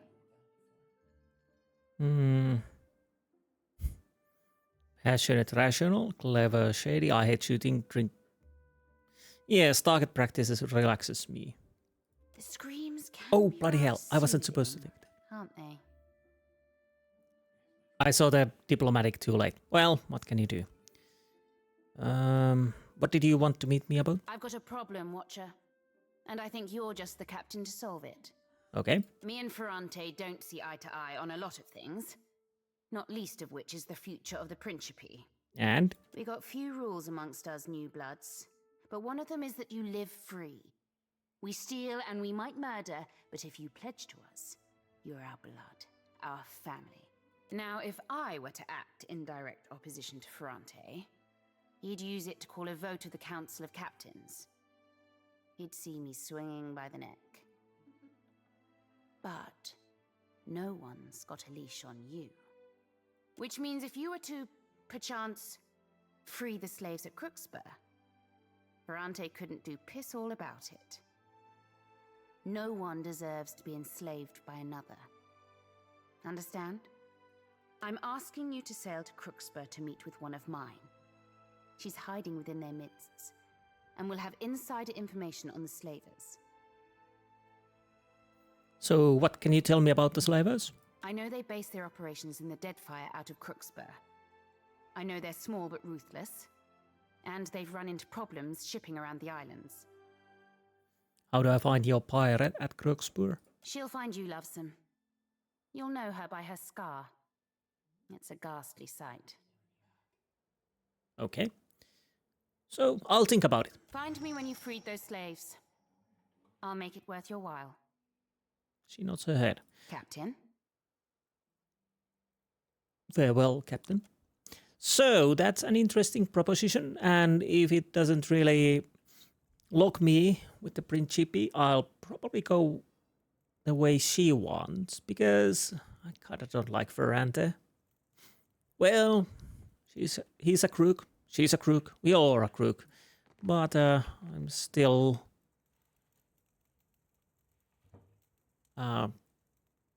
probably going to help the slaves. Not of my good heart, but just to make Ferrante suffer.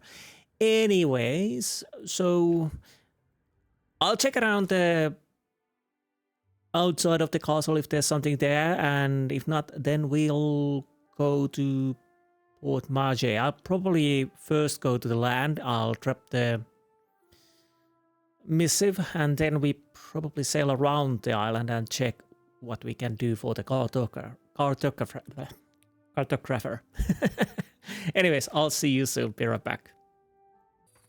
Okay, we found Tuaha. He's right over here. And I decided we probably want to check the Kraken's eye and if we can steal the eye from there. Also, I did a little shopping. I saw a strange tablet. It was 16 coppers. I can't translate it. I have no idea what it does. But, yeah, I bought it. It's not a quest item, though.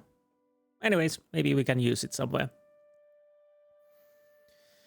Also, I bought myself a helmet. It was quite cheap, but basically it grants death runes. Being near a killed enemy grants temporary damage reduction. So, yeah, I took that.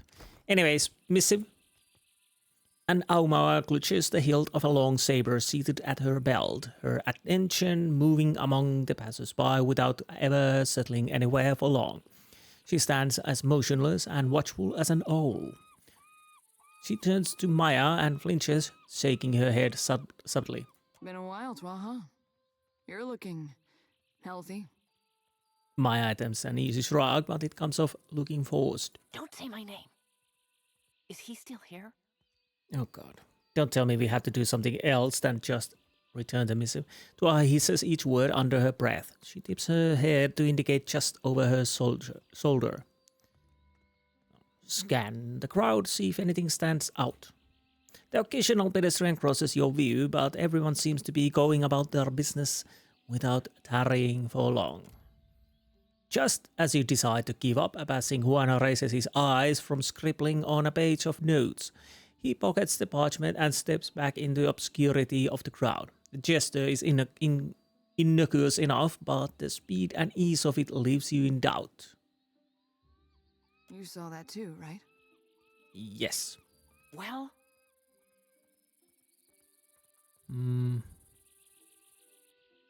Yes, we've grabbed someone's attention, that's for sure. I knew it. Her grip on the Saber Titans. Who's your shadow? I'll string him up by his thumbs before he lays a hand on you. Shotty nibbles on her lips to hide a spreading smile. Well, he's obviously not one of ours. Unless Xaur sent someone to monitor me. Must be working for the other side. Tuaha aims an anxious glance in your direction. Say nothing. Tuaha, I'm getting you out of this. We pulled each other out of worse snags. Maya pats Tuaha the arm and attends to at encouragement that only causes her to flinch. Easy to say when it's in the past. This stalker is relentless, and he is always watching. Well, I'm a watcher, so I'm watching the watcher. Tuaha rubs her palms together. What can you tell me about whoever is following you? He's Juana, average height, and I've caught him scribbling on a sheaf of notes. Like any good tale, he's indistinguishable from anyone else wandering around Port Maje.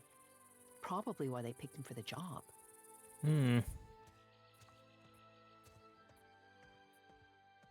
We'll find a stalker and get rid of him one way or another. Sit tight and I'll get this sorted out. Whatever happens, he won't bother you again. Just try not casual. Maya gives her an encouraging shrug. I will stand perfectly still and fill my heart with the words of our national anthem. Well, okay, if that makes you cool and calm, then go for it. Yeah, that's exactly what I meant.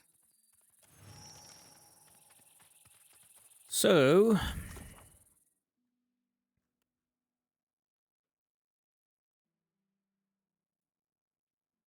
she's been followed and won't exit Maya's missive until her stalker is dealt with. She described him as an average-looking Juana male.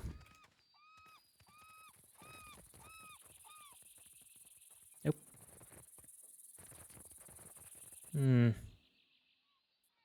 Now the question is, can I talk to anyone so I could actually ask? Nope. Nope.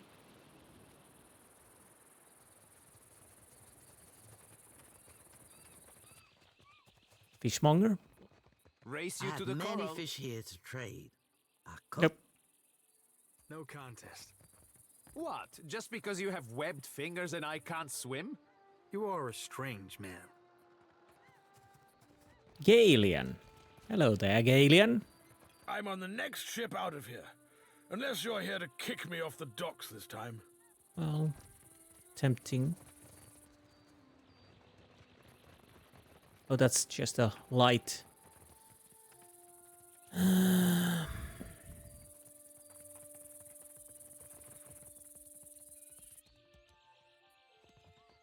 What say? You need something? An unassuming Aumaua turns to you with a smile. Continue. Sniffing, Maya passes you a subtle nod. That goes for you or your fetching friend. He smiles at Maya, winking. Study him carefully. He possesses the warm tones of an island Aumaua, calm eyes, and minute scar on his upper lip. Your close scrutiny unnerves him, and he takes a cautious step back. That's close enough. He scratches his ear, glancing to the left and right. You almost missed it, but you spot a smudge of ink on his right thumb and index finger. As he brings down his hand, he unconsciously pats a bulge in his pocket.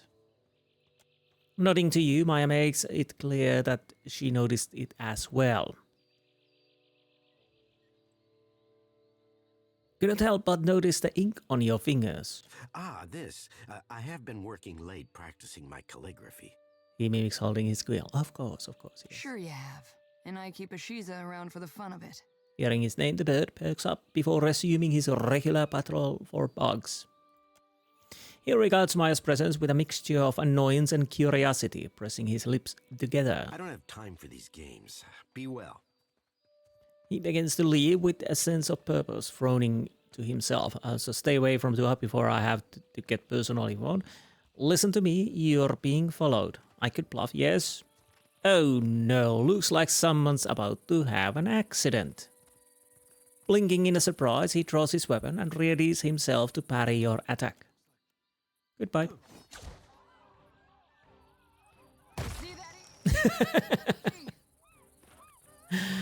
Okay, that worked. That definitely worked. I kind of want to change to this. Leave it to Fine dagger, quarter clothing, baby pearl. Okay. So, Tuaha? Is he dead? Or must I handle everything myself? How do you and Maya know each other? There's no easy answer to that. I was her commanding officer on a number of voyages. Later, we were absorbed into the trading company and found ourselves on more even terms. I taught her how to distill mare's milk. She taught me how to read a Valian sundial. It's been a most useful acquaintanceship. Nice. You could just say we're friends. Good friends. Maya noses her brow and sighs. You don't have to worry about your tail any longer. Is this so? Tuaha blinks, saving any hope for when she hears it from Maya. We took care of it, just like I said we would. Winking, Maya holds out Artura's missives. Tuaha snatches the papers away with a blur. Glancing over the pages, Tuaha licks the thumb to turn each sheet. She nods, muttering under her breath. You have lost an item. Okay. Everything seems to be in order. I'll see to it that these are addressed in good time. What did Artura send you? I'm supposed to pass these down the line and into the next set of hands. More of what you've done here. That's discretion for you. She tips her shoulder with a lopsided shrug. That doesn't exactly answer my question, but... Doesn't it? That's all the answer I have. Yes, I bet you do. Tuaha tips her head, stunning you with a genuine curiosity. We should be going. It's been an absolute delight. Maya claps her hand, but Tuaha winces at the contact. That's enough of that, soldier. Artura will know your performance was adequate. She pulls back, wiping down her palm. And you, Watcher. Rauatai thanks you for your service. Maya, we're discussing what happened here later. Yeah, I thought we would. Shrugging, Maya delivers a hard and meaningful salute to Tuaha, even as the other Rauatai turns, acting in every way a stranger. But not yet. Let's go and see if we can do something with the Kraken's eye. Who had the best sneak? Because I kinda want it. Captain? Yes, your stealth is the best. Aye, aye. 2 eyes.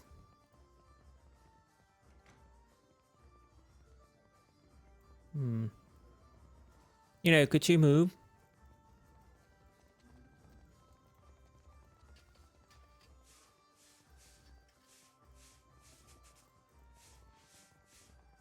Well, this is interesting. Any chance we can get that? I'll try a little bit. Wait. So I'll wait for a little bit. If I have the chance to take it, I'll try. You're back. Okay, that was a close call. We were getting the cool down, but not enough. Oh, what was that?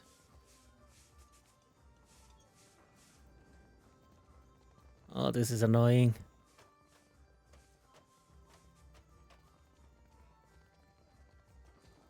Ah, no, that is the... There would be a place.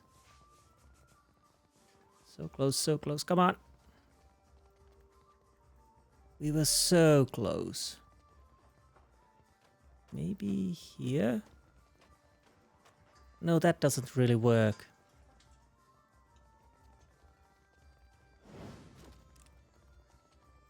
No. Come on, come on, come on, come on, come on, come on, come on, come on, come on. Almost, almost, almost. Nope. Not yet. We are so close.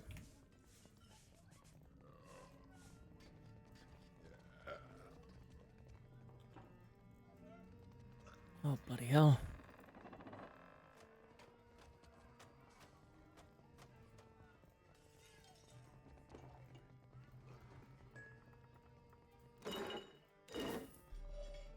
Okay.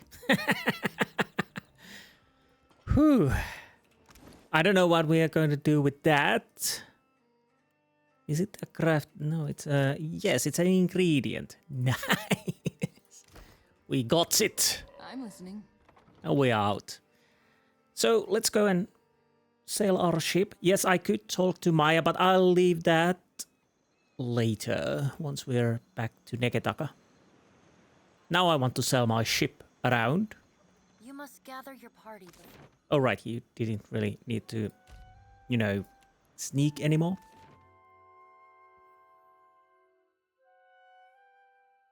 I'll try my best to get a chance to buy a new ship on this episode, but quick save. So I don't know what I need. Is it just, you know, me sailing around? What is this? You're sailing past a reef with a little loco shouts out, pointing to port. There lists a little ship stranded in the middle of birch and on a narrow shore. It dips and rolls with the passing waves. Hanging from its mast is a blue flag showing an image of a crescent moon sinking beneath the waves. Your crew gathers around, murmuring in low, excited voices. Baldur rushes to railing. Captain, that's a gift-bearer's ship.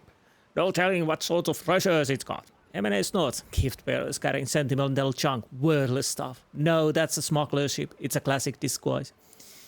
Igiuk spits into the water. Then it's a fucking stupid one. Gift-bearer only visit landlocked settlements. That's a trap.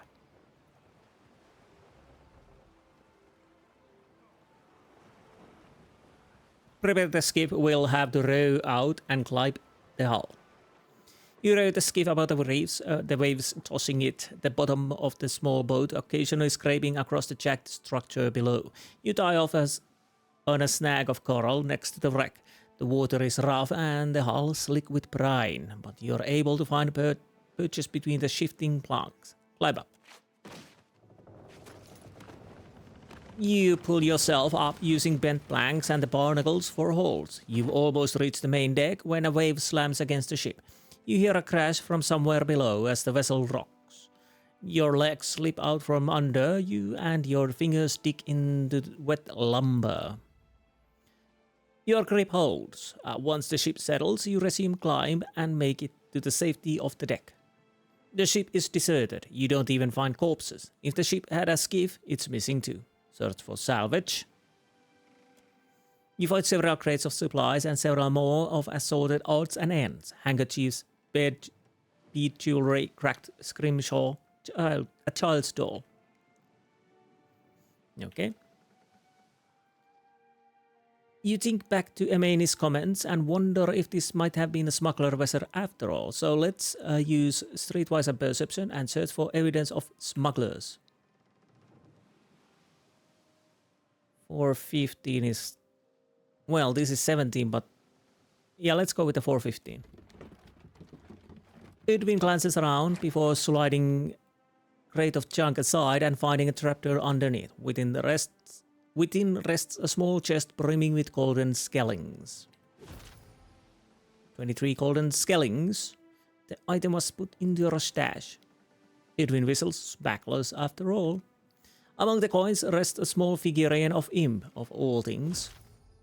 Laughing Imp cameo. 8 uses. Okay. You load your find onto the skiff and rock back to your ship. 72 experience, nice. Okay, so where are we exactly? We are here. And... Deadfire Merchant. Now the question is... well, maybe I just need to, you know... sail around.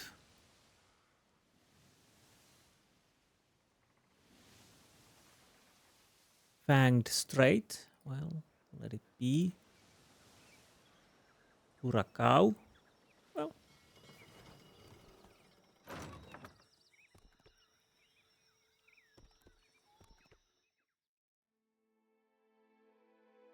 A little exploring. Never hurts anyone. Oh.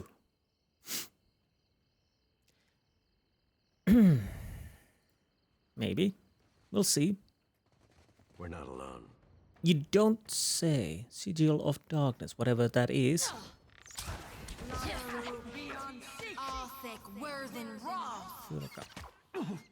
Okay. I think we won. Yes. I'll see it. So we got +1 result.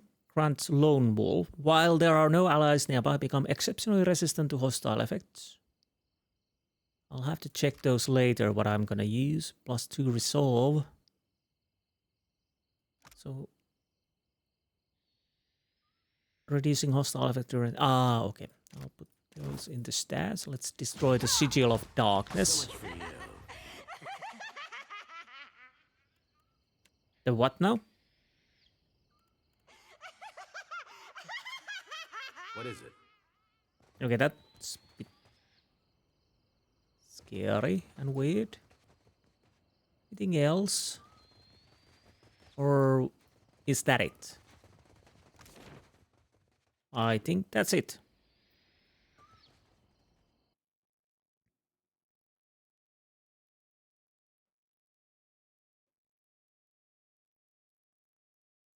Come on, Kate. Save. Water, yes.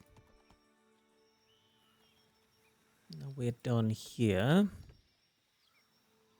Let's get back to our ship.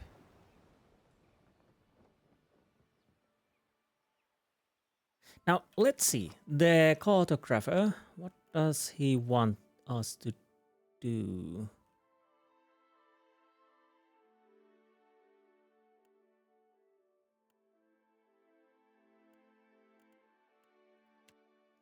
Sansa, the cartographer, he suggests begin with the 2 uncharted islands to the north and south. Okay, so we probably have the north dealt with.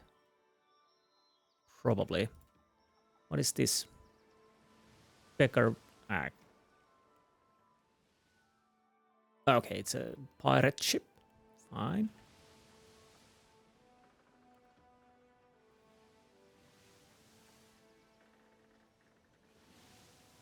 Save. Solitary rice farm. It looks bountiful enough to welcome trade. Okay, but we are not trading yet. We might as well leave it. Oh, there's something in the water. Oh. Come on. Take it. Thank you. That was a bit hard, you know? An island, yeah. More islands, I see. Shipwreck, another.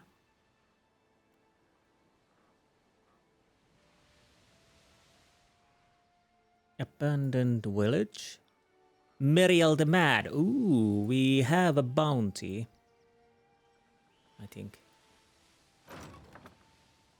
So we might as well go and try to deal with that.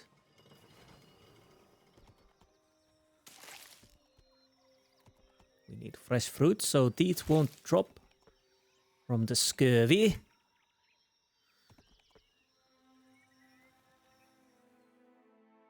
I think Meryel the Mad was a bounty. I can't remember, but anyways, we kill the Mad if we can. Well, actually, that shouldn't be too hard. We're not alone.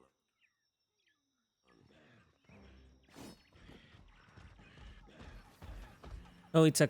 well... Unfortunately, I don't think I can... yeah. With pleasure. Well, it didn't matter. Bring them down. That order's too tall. Yeah, definitely a bounty. Well, that was fast. Oh, you're still here. Sorry. Well, a couple of you guys. Taste this. Say your prayers. Are we done? We're done. Stone of Power. Fiber, okay. Anything worthwhile around here, perhaps? Perchance? Well, I kind of want to check this area too. I'm guessing next episode will be mostly sailing around, because I kind of want to open the map and check places and whatnot. But if I only if I can buy a new ship, I should have some money for a new ship, I think. Search the location. Keep on searching. Coral snuff. Okay, well, that's it then. Time to leave. Quick save. How's the map?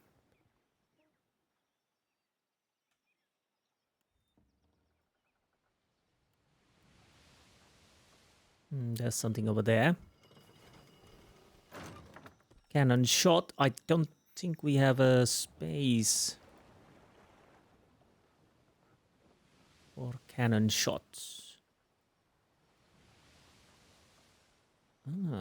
Amira's Whisper. Well, let's see what we can do in here.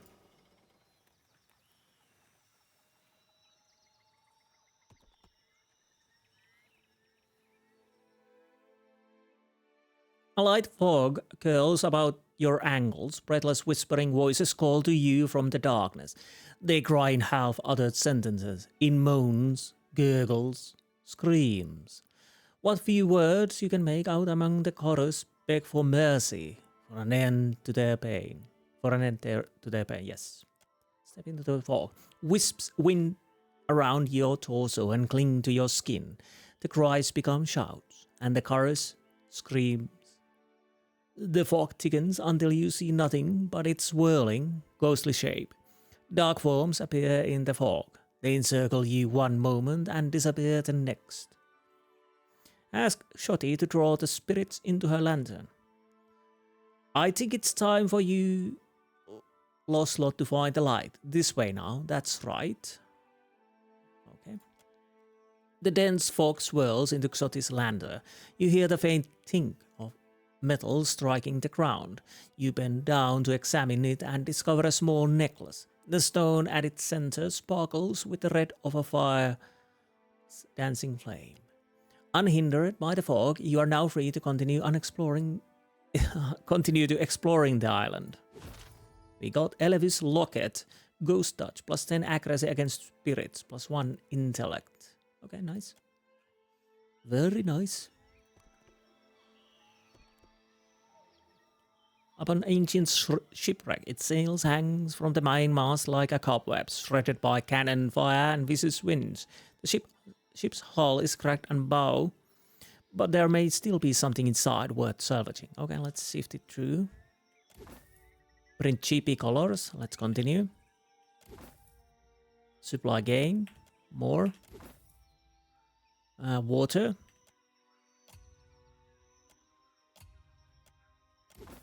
Flint and tinder. Okay, that's it.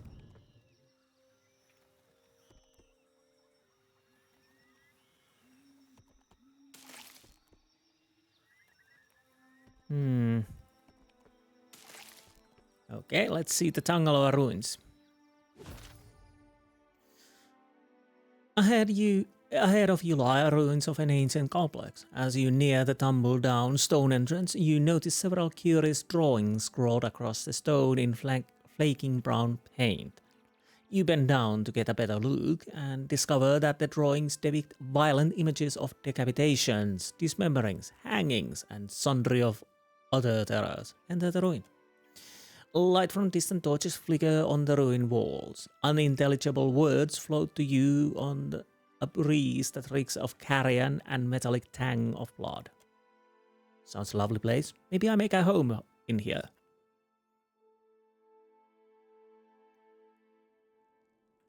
Let's make a proper save. Also a quick save.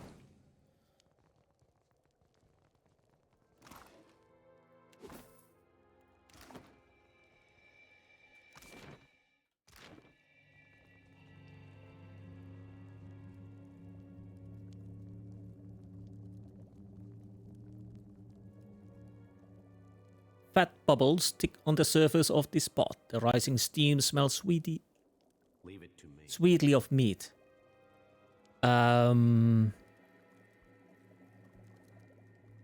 Is it human? It's human. It's got to be human. Raised Marauder. Okay, yes. Angfor's Journal. 3rd in autumn. 2827 AI. I have found this water-stained notebook at the bottom of my satchel, and now, having no use for it, I must record my thoughts, or I fear I will go mad in the solitary confinement of my own head.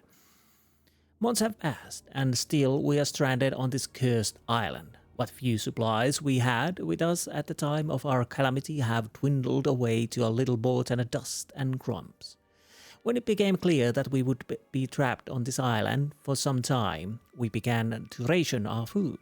It was half rations at first, but as the days wore on and help became ever less a possibility and ever more of a dream, we took only one meal a day, then one meal every 2 days.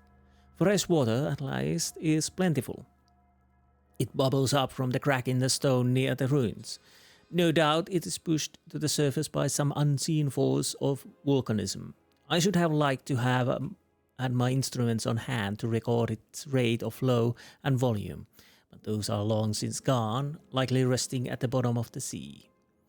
Our numbers shrink day by cursed day. Always now my clothes smell of rancid meat, of sweat and smoke. The jerky we made from Karal's thigh has gone off. We had thought he might survive the amputation, but he passed away in the night 2 days ago from a fever in his blood. 16 pre-autumn, 2080-27 A1, I don't know. We have better learned how to cure our meat, but our blades have gone dull, and we have only seawater with which to cleanse them. None have survived an amputation since Karal's tragic passing, so we no longer bother with their practice. More's the pity, I was becoming an old hand at it. Eothas was lost us today. It pains me to write the words, though her passing comes as no surprise. She drew the shortest reed. Her necklace I intend to keep, but it has gone missing since her death. I'd always thought it suited her, that the stone matched the light in her eyes. I wanted to remember that light.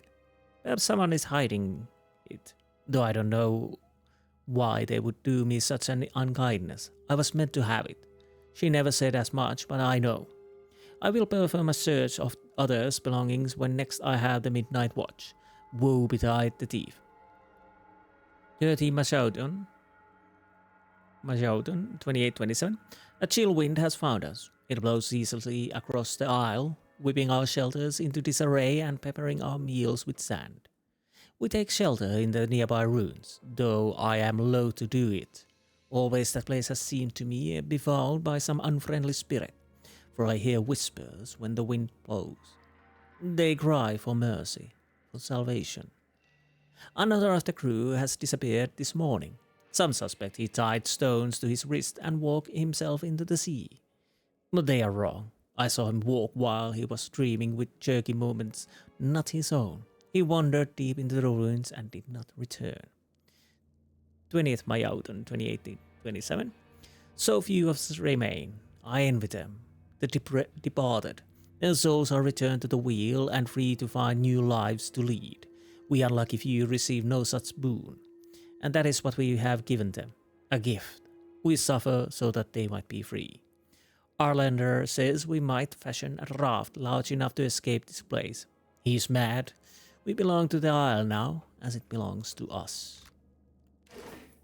Yeah, I guess they went a little bit mad. We all go mad sometimes, you know?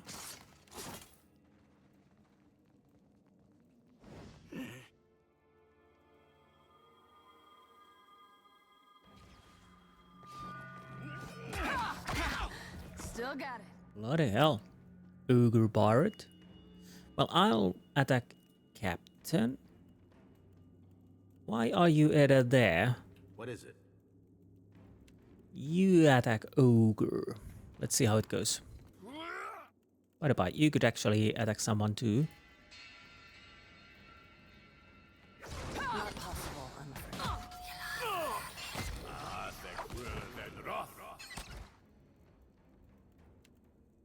No prisoners. Glory be to God! Just like that. Lavaroo beyond secret.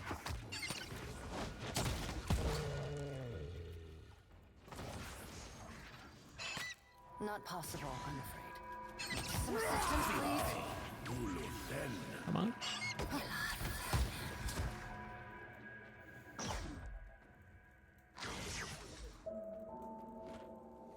Nice. By the by, how much do I need you to level up? 752. What the hell? Fine armor. Blood-soaked grimoire. No idea if this is good, but I'll of course save it. Rest, nothing too interesting. Wait, we got something. Kith meat recipe. The paper is ragged edge and stained with grease. Notes in a barely legible hand detail the preparation of a dish from the cook's childhood called sweet tongue terrine, but substituted with meat of an unusual provenance. At the bottom someone has scrawled, "Make for Eolina and June when I get back home." Or not? Can we actually do that? We crafting. Let's see recipes.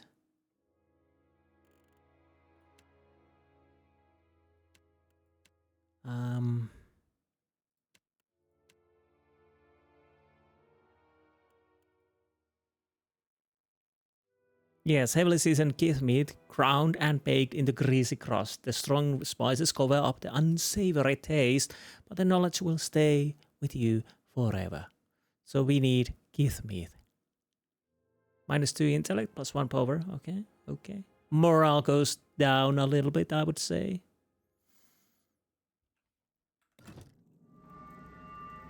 As you wish.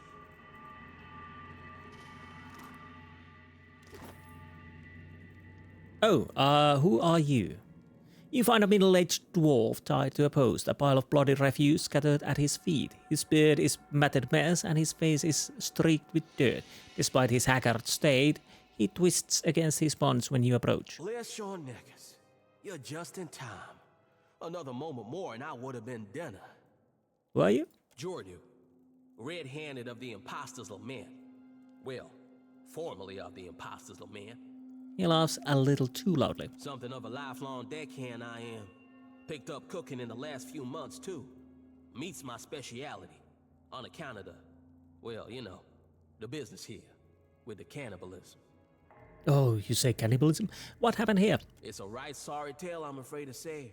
Our ship, a beautiful ship she was too, ran aground in a storm. Waves so high we couldn't see a damn thing, you understand? Come to discover this here island's about as barren as an ancient lecher's bed. Not a scrap of nothing edible on it. And none of us were especially keen to take our turn about the wheel, so... He trails off, unable to meet your eye. As the months wore on and no one came looking for us, we started running low on crew and, victuals. I think what few of us were left here at the end might have gone a little nutty. Really? Untie him. My wrists thank you mightily. He takes a moment to flex and bend his hands, working on the circulation back into them. His lips twist into a grimace when he runs his fingers over the deep bruises the ropes left. Say, you got a ship? Couldn't get here without one, right? You by chance have any spots open for an old dwarf like me? I might not look it, but I'm a deft hand with the rigging. Okay. Can even cook some. I bet you do. I owe you one, Captain. A death like this, I'm not sure I'll ever be able to repay you. Well, you could cook one of my crewmates, maybe? You like stew? I got a great recipe. Flavor's real different, like nothing you ever tasted. I'll make it for you. You know, and thanks. He gives you a quick wink and nod before heading back to the ship. Nice. Okay, let's check the ship.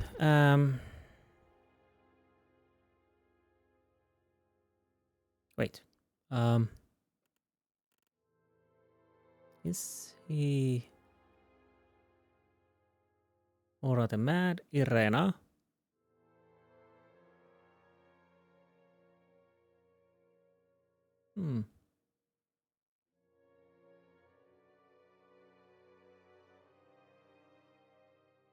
Well. Sorry, you're here. You're a deckhand. You're a quite good deckhand.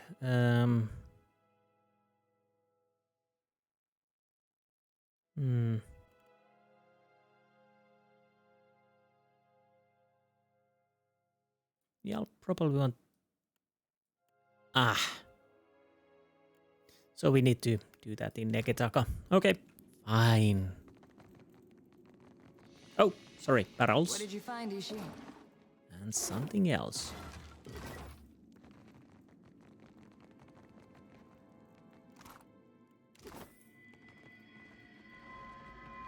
I'll see it done. Some of the bones in this pile are cracked and bleached with age. Okay. Well, this was a nice little detour.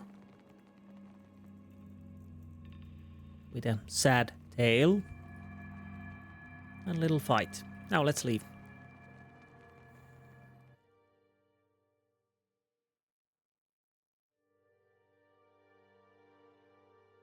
Back to the ship it is. Island name. Wait, what? Oh, mapping.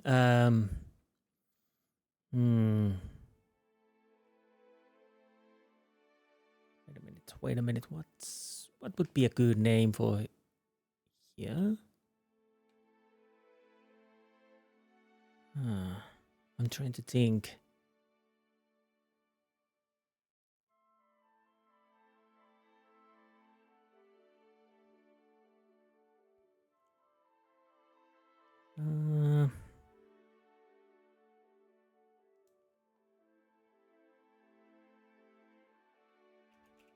Let's go with like so.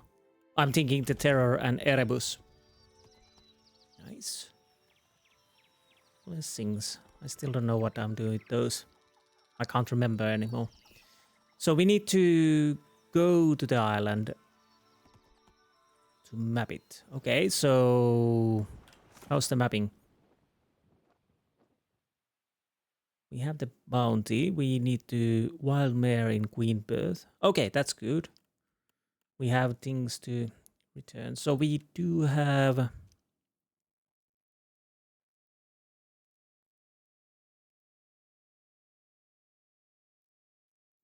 So we need to go to the north and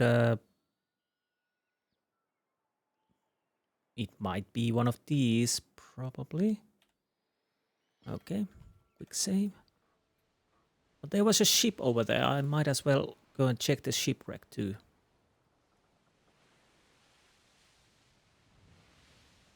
Shift through the wreckage. Continue. Mana colors. Continue. Continue. Imperial long gun. That sounds interesting. Okay.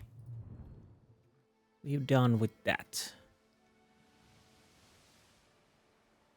The north it is.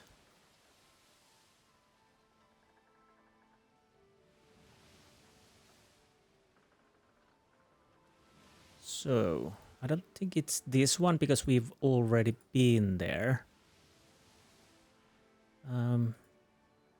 Neither this one. Maybe this then?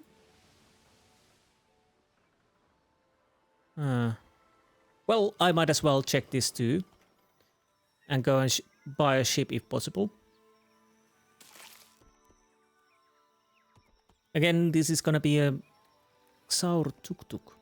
Gonna be a probably long episode, but at least we can achieve things. We achieved quite a lot of things. The desert wind carries sibilant susurrus to your ears from the canyon ahead. Punctuated by cracks and pops, it reminds you of eggs on a hot pan or a fire in a dry brush. The low growl that accompanies it, however, raises the hair on the back of your neck. Listen carefully. You. The sound resolves into a rhythmic chittering slowly and cyclically rising and falling. It sounds like a chorus of voices, inhuman voices. Search for the presence of other minds. Ah, I guess it's you then. Edwin's eyes slide close and breathing slows. You feel the faint tingle of the cipher's abilities probing the edge of your own soul before turning outwards. I got twixt 3 and 5 minds ahead. One of them be right goddamn big and twice as hungry. Seraphim scowls. Well, I don't think it's Seraphim because it was Edwin. Send Isita to scout. Maya nods to you and raises an arm. Isita takes wing, streaking into the sky, and soon he's nothing but a small dot circling above you. He returns a few minutes later, alighting on Maya's arm. 1 drake and handful of Xaurips. We can get the drop on them if we are careful. Who's a good boy? Maya tosses some meat from her bag. Cautiously forward. You carefully enter the desert canyon, keeping to shade cast by the tall standing stones. Ahead of you, a group of Xaurips chant, hopping back and forth on skinny legs, shaking their spears. Nested between them rises the black leathery form of a drake. The creature's wings rise above it as it tears at the corpse of a boar at its feet. Continue watching. With mighty twist of its muscular neck, the drake tears the boar in half. It rises up on its legs, lifting its head, and swallows the back half of the boar whole. The lump of the animal visibly travels down the reptile's throat. One of the Xaurips hops forward. It tears its feathered headdress from its head and tosses it aside. It drops its staff a moment later and spreads its arms before the drake. The large beast bears down the Xaurip, then with a flash of movement eats the small wilder in a single bite. The other Xaurip cheer, banging their spears against their shields. Use the distraction to sneak closer. You move quietly from the stone to stone, entering the canyon without drawing the creature's attention.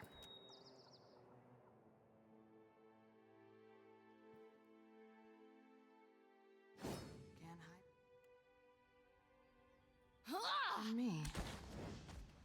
It's a young drake, so yeah. No rush, but if you... So not a problem. Don't, Sandy. I'd be much obliged.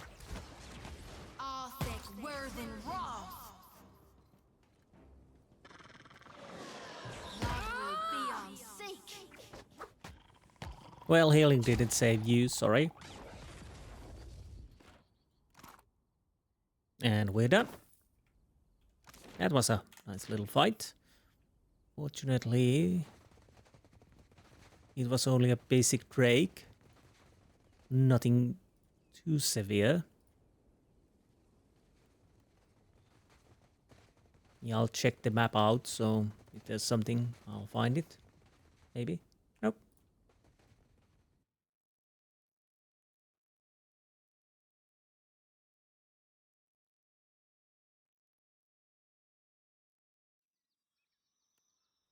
We have Broken Spear Pass, Ruined Tower, and of course the Cavern of Xaur Tuk-Tuk.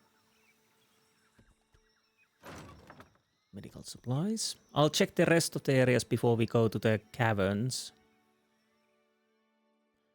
Bones crunch underfoot. Strewn across the sand are skeletons half buried in wind-blown dunes or lying bleached and baking in the sun. Their corpses still wear the tattered remnants of their clothing, their packs tangled in their limbs. Worms circle like vultures high above you. Search the skeletons. You approach the nearest skeleton and untangle the back of it from its remains. As you disturb the skeleton, several sand blights rise up from the desert with a great gust of wind and head straight for you. Okay, fine, fine. You win some, you lose some.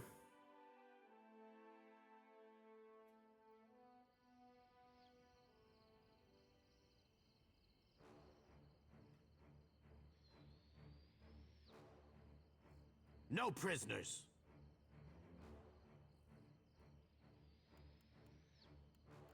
Wait, is my group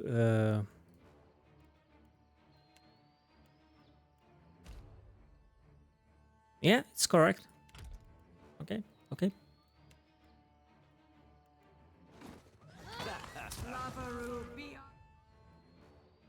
Bring them down!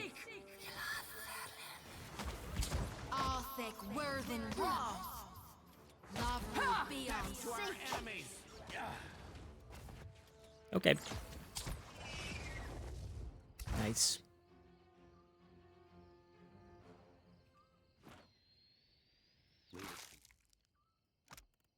Lesser lay on hands grants lesser lay on hands. Focus on divine. Okay, we know you can have those because you're our resident healer. Wait. Yes.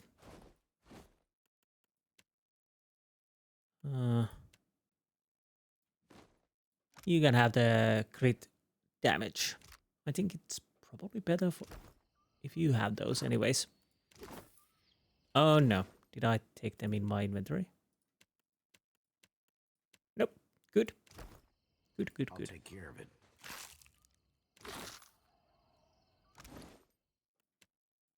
Still going to... No.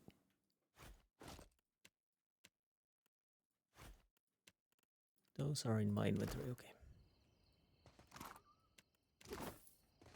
Nope, there's something here.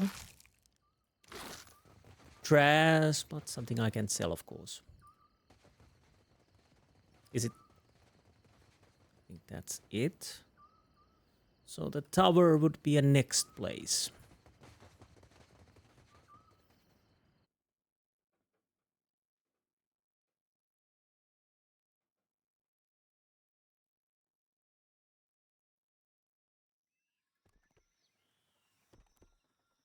A narrow wooden tower rises high above you. Above the door, at its base hangs a carved and painted mural of Amira and Nagati engaged in a fierce battle. The tower lists heavily to the side, just a few feet from tumbling over entirely. Golden swallow, flint and tinder, rye bar, and that's it. Last but not least, let's deal with the cavern of Xaur Tuk-Tuk. You come upon opening a small cave. Putrid gusts of hot air burp from deep within, and you hear the faint chitter and hiss of Xaur in earnest conversation. Enter cave. Your boots crunch through a drift of brittle bones as you creep into the Xaur lair.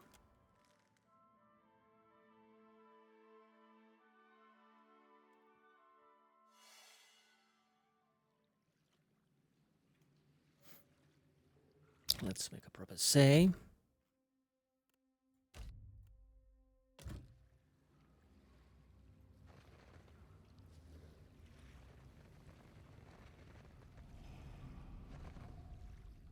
Okay. Could be a fight. So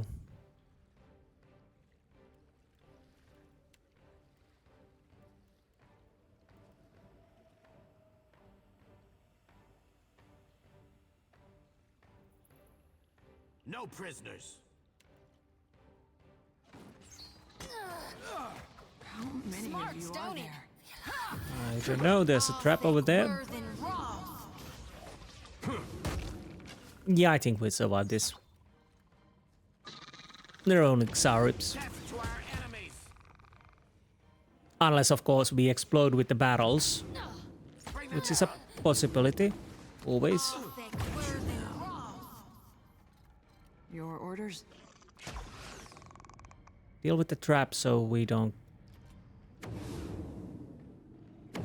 Okay, somebody deal with the trap first. And now the Sigil of Atrophy. Thank you.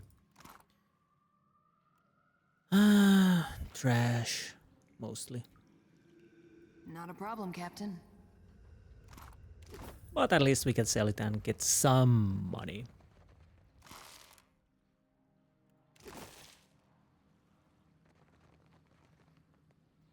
Okay. Is that it, or is there something still here? Well. Ooh, Sigil of Atrophy, Wardstone. Cast on 1.1, recovery time 4, friendly target plus 5 radius. Immunity to Sigil of Atrophy attacks, friendly AoE. Okay. I kind of like these small dungeons also. So wait, did I check this? Mother Sharp Rock. From between the bars stares a frail and cyclic Xaur. It shrinks when you near, pressing itself into the furthest corner of its cage, trembling. Around its neck are the remnants of the bedraggled feather crest. Paint is smeared across its face, but the paint is old, flaking. It hasn't been reapplied in some time. Okay, insight, survival, and history. The Xaurip's regalia tells you they must have been an important figure in the tribe, perhaps a high priest or a mother. But its condition makes clear that those days are long past. What happened to you? The Xaurip watches you with an unreadable expression on its face and says nothing. Let's break open the cage. You deftly pop the poorly crafted lock of the cage. The Xaurip scrambles to get out of your reach. When you make no move to capture it, it stares between you and the open cage door, blinking rapidly. It tenses, then bursts out the door.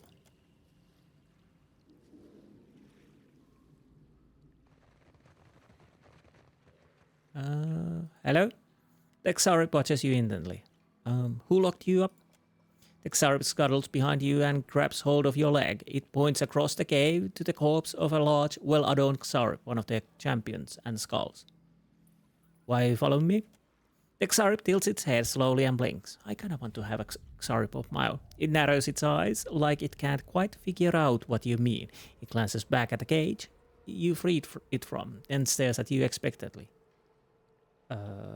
Do you always follow your leader around? The Xaurip clings tightly onto your leg and refuses to let go. You want to come with me? It stares up at you, unblinking, and finally raises its leg. When you make no move to chase it away, it hops up and down excitedly. Animal kindness. Okay. Yeah, come with us. Are you? She trots along beside you, tail held high. Okay, nice. I'll take you. Like I said, I always wanted to have my own Xaurip.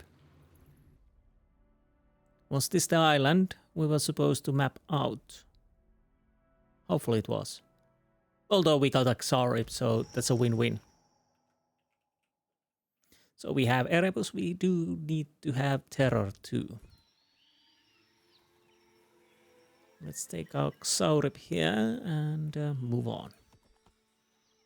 And now we go back to Neketaka. Now, by the by, yeah, it's here. Cook and deckhand. Nice. So we are right over here. Quick save and up we go. Karatapu channel. Okay. I'm not checking rest of the areas at the moment. We do that later. Mainly next episode. Next episode might be mainly sailing around and checking areas, of course. Come on. Land ho.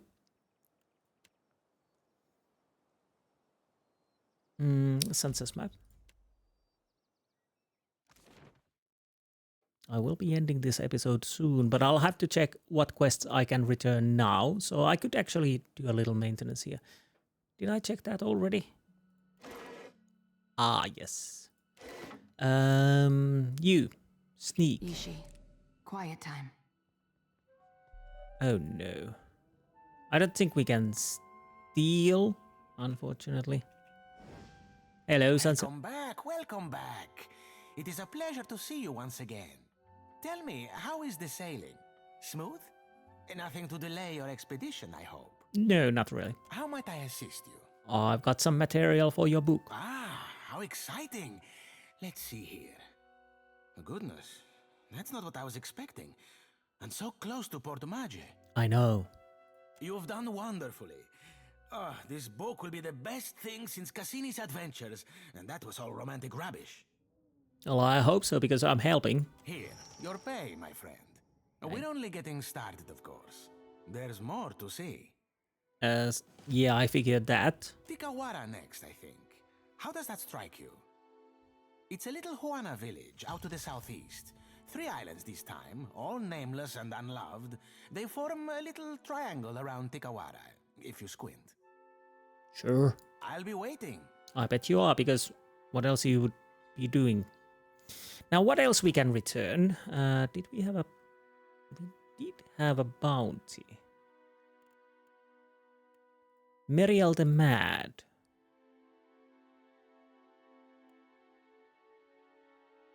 Queen's Birth, Wild Mare. Okay, that's good. We are close by, so we can run there. I might as well go and check the...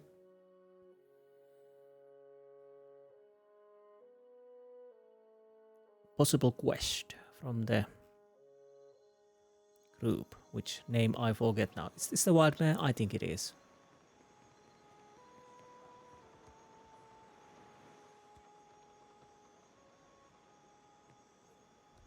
Talking with Maya will be next episode.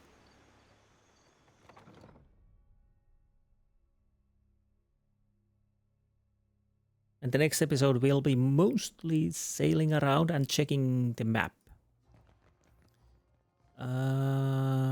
Who was it? Now I can't remember. Abocco. Oh, you there. Ado, my hunter. To what do I owe this delight? Here's your Meryel's head. My first bounty to pay off. An exciting day for us both. I know. Well, it's a decent chunk. Maybe it's not much, but as I make more deals, more pyres will be available, Ak? Well, let's hope so, at least. I finally managed to land the rights to a bounty of value. You may not like it. There is a thirsty drake who roosts near an oasis northeast of Magia Island. An important site for refilling canteens. And the drake's name? The local tribes call him Purakeo, after a sea dragon of legend. Even so, they have no love for this water thief. Well, here's your thirsty Think take. that such a magnificent creature could also be a water-hoarding pest. Dragons are a complicated bunch. They are, yes. He hefts the head and looks deeply into its eyes before passing you the payment. Only 1,500 copper, but okay. Agrasima, my friend. You will let me know if you are interested in more work, Ak? Yeah, bring it. A marauder gang boss called Nomu broke free of custody along with the rest of his plunder buddies. It is said they wasted no time getting up to their old tricks. Mm-hmm. Prison is too kind for a pirate. So there is a bounty on Nomu's head. He and his ilk fled to the wilderness north of Neketaka. Well, here's Nomu's head. I hope I will still find this disgusting when I am important enough to toast with the elite bounty hunters. He lifts the severed head by the hair, winching all the while, and passes you a pouch of coins. Still 1,500 coppers. I tell them all that the captain of your ship will always be my favorite hunter. Yes. What bounties? A sea troll has been making a name for himself raiding fishing villages with his minions. They call him Tahe. Well, that one I probably haven't killed yet. That's thief to the locals. I hear the Huana hate few things more than a food stealer. Warriors fan out to catch the fiend, but so far they have no luck. Tahe can't have roamed far from his latest raid on an island southwest of Neketaka. Okay, thanks. Well. And, yeah, now this should be easy. So this too, but. Royal Deadfire Company, that was it. Dim Prospects. So...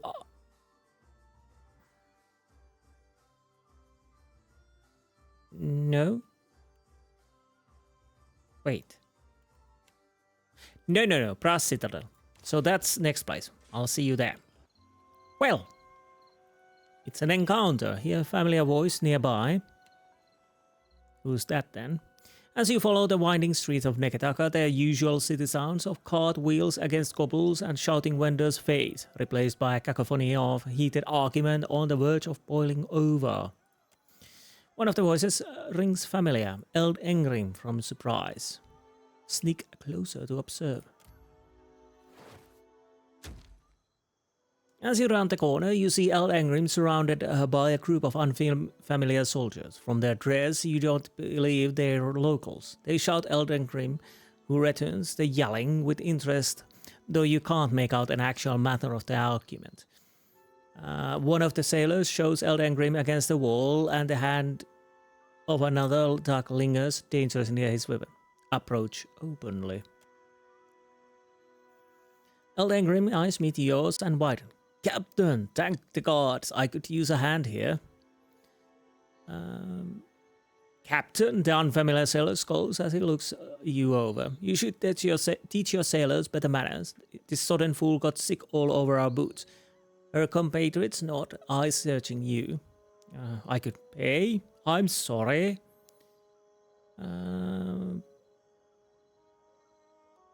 Nobody messes with surprise. Prepare to answer for it. Moderate negative. If you don't know who I am already, you will soon. You do not want to cross me. No, killing. As the sailor draw their weapons and turn toward you, Eldengrim shouts thanks and takes a full speed towards docks. The sailors advance. Moral gain 5. Nobody messes with my crew and lives. Only I'm allowed to mess with my crew.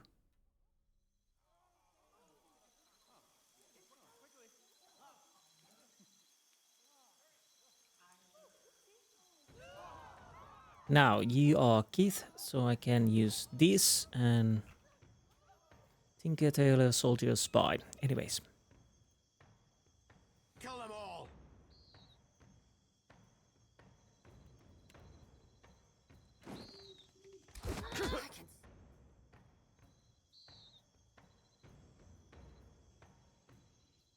Scarcely believe it. What is it?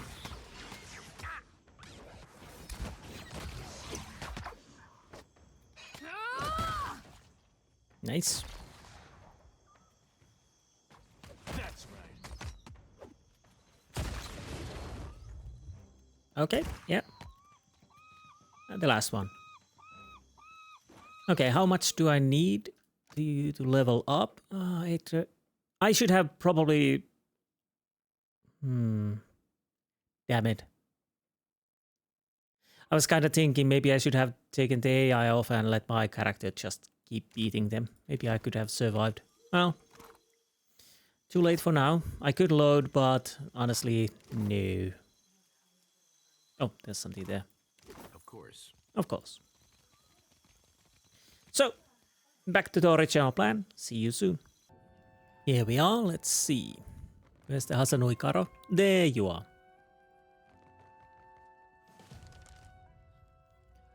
Karo paces near her desk, looking like a shark circling the shallows. She clenches a long, elegant pipe between her teeth, the smoke trailing an acrid wake behind her. She looks up when you enter and favors you with a brief nod of acknowledgement. The former lord of Caed Nua, and one-time terrifier of harbor masters. If dockside tales are to be believed... She smiles briefly through the smoke. You have not brought much good news of late. Oh, really? Her pensive look returns. So, in addition to pirates, profiteers, and slavers, the Deadfire has a vengeful god roaming its waters?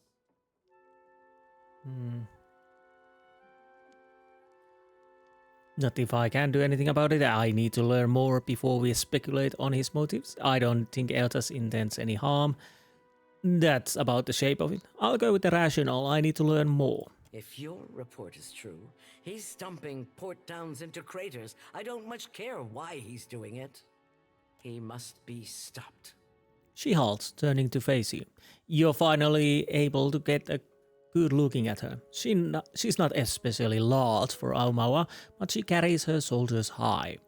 Her weathered face looks to have seen many storm-blown and sun-beaten days on deck, yet her eyes are sharp and keen.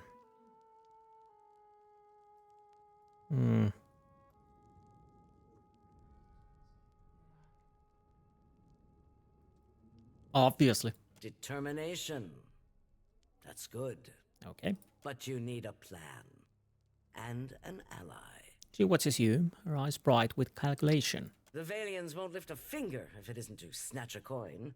And the Huana will barely do that much. So what are you offering then? No one takes charge to solve the big problems. But perhaps we could work together to our mutual benefit. She takes the pipe in her left hand. As she does, you notice that her right is unusually still. Perhaps we could. Look around. Deadfire's full of fertile, temperate islands. Except for Andra's mortar. It's largely free of rough weather. She waves her right hand, and you notice again that her fingers remain strangely still. You realize it's an unusually fine prosthetic. Yet much of it is uninhabited. Itinerant tribes drift between some of the islands, and smugglers and slavers cluster around the rest. She shakes her head. It's a waste. Yes. Imagine what this place could be, with well-guarded shipping routes. How many Rowataians we could feed with plantations here. What does that have to do with me? I don't see how you're much different from the other powers here. That's a worthy venture. So you're exploiting Deadfire for the sake of Rauatai.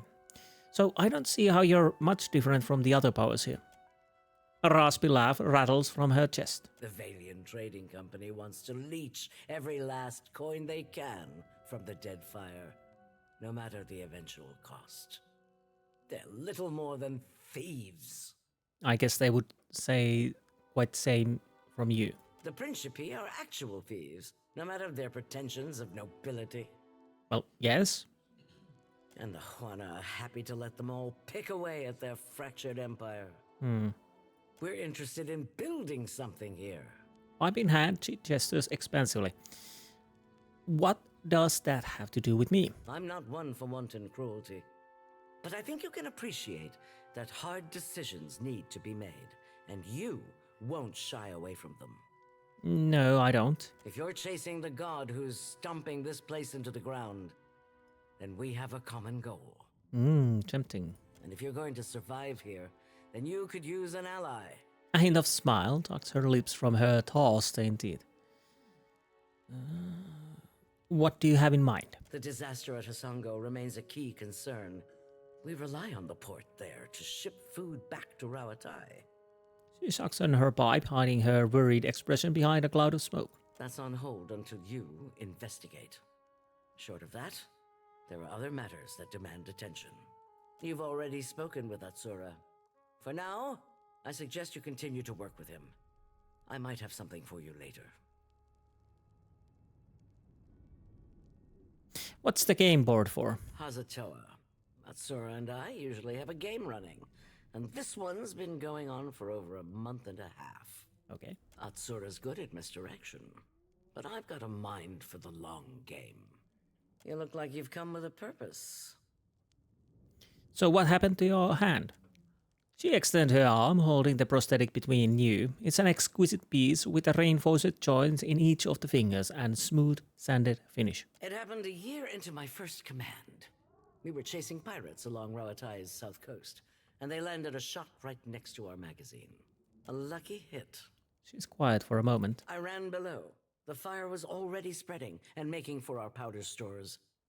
Okay, listen. I smothered what I could with my uniform, pulled the rest away with my own hands. If you hadn't, you and your crew would probably have died. She nods. We don't get to choose our challenges, do we? Just the way we meet them. There's a cost to every victory. And the win goes to those willing to make a sacrifice.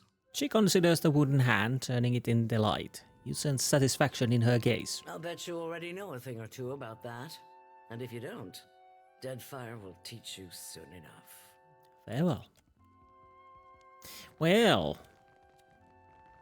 now I'm not certain whether I was thinking Valian, but I don't know. Good to see you again.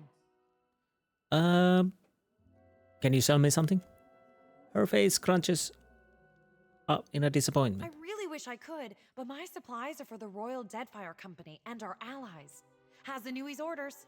Maybe if you impress her or Atsura, they could make an exception.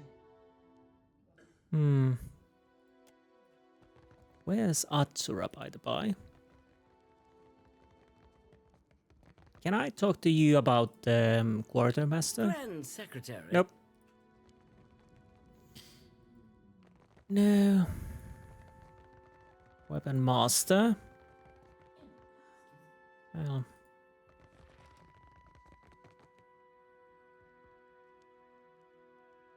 Well, we'll have to check that later. For next episode, I'm probably still going my original plan and sailing around Deadfire. You ever long for the simple life, soldier? Nah, where I'm from, sometimes the simple life comes knocking on your door with nooses and pitchforks. Let's check the Fleet Master's office. Maybe there's something I could do.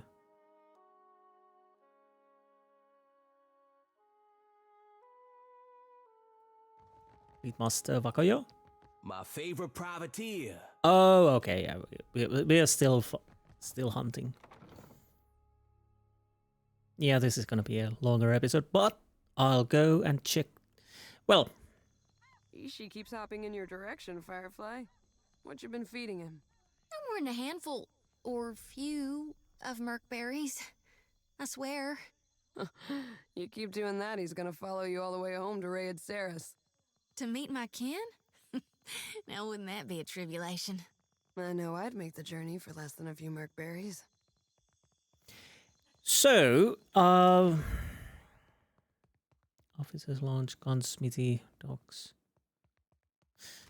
I think I'll go and sell stuff that I don't need, and once I come back, we'll probably meet on the shipwright. So, I'll be right back. Okay, we got another encounter. You're traveling in the slums of Neketaka when the streets become suddenly barren. The cliffs high above block all sight of the stars from the narrow alleys and tunnels of Neketaka's ghettos.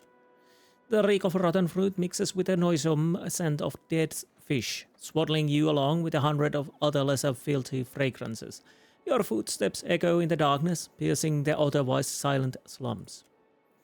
Nice neighborhood, Maya clicks her tongue, bidding Ishita to stay close. You turn a corner and walk into a plaintive cry. Help! Misshapen shadows mix with a low hissing and the skittering of claws on filthy stone to resolve into a pack of skulldr. Their glistening maws float in the black and cave grubs wriggle about their legs, mandibles snapping as if to mangle the air. On the far side of the creatures, a small girl dressed in the rags of the Huana grips a gleaming sword in both hands. She brandishes it wildly, and the skulldr its wing of the blade releasing a howl that keeps the beast at bay. They creep ever closer to her, however, and her eyes plead with your own. Get out of there, kid. I'll take care of this beast. That would be benevolent. Stealth, use the girl as a distraction and ambush the creatures.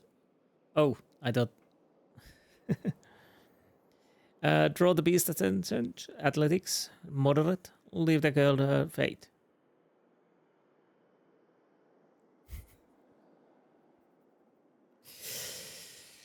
Ooh. Tempting. I have to say it's tempting, but I kind of also want to see if I get something out of this. So I'll use girl as a distraction, so if she dies, she dies. You creep forward, drawing your weapon. That was so tempting, I have to say.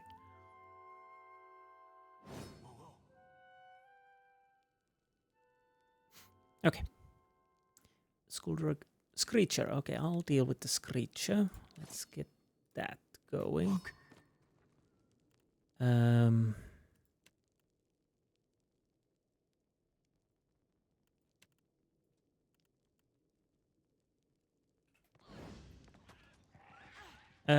Could you move, you know?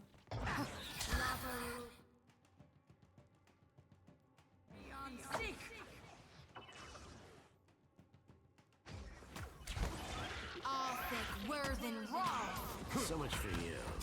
Did she die? I don't know.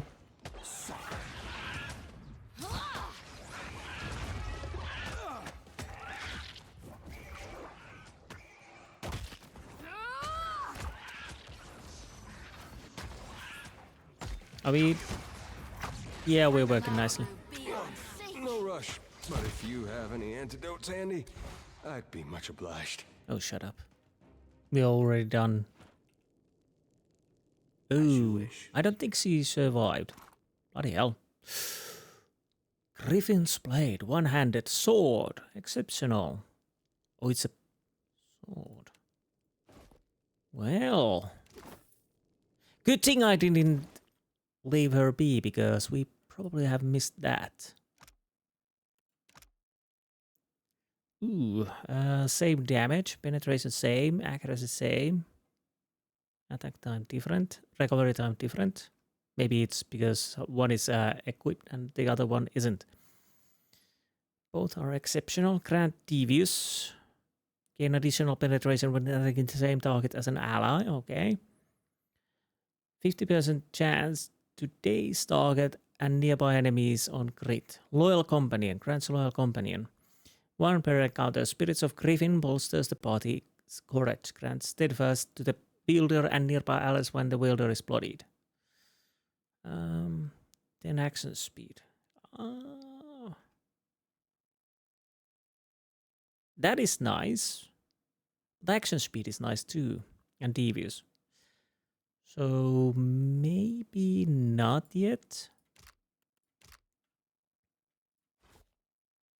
We'll have to check. So that's it, I guess. Might as well check around.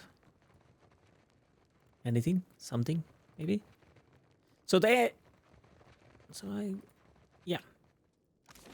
Once I'm at the shipwright, I'll see you there. Be right back. So, here we are. Let's check what kind of ships you have and how... Business comes and goes like the tide. What can I do? Yep, okay. Come take... Ooh, I have money for galleon. Wait, how can I put this so I can only see the ships, maybe? No, Chunk is the most expensive. Voyager, I think, is the same class as mine. Quest item. Oh, okay, quest item. Gallon, I kinda enjoy gallons because I'm thinking Sid Meier's pirate. Chunk, obviously, is probably the biggest. Crew 9, Hull health 90, cell health 60, hit chance 70%, 2 turns, 3, 8. Can I? Yeah, let's do it like so. I'll put Gallon here.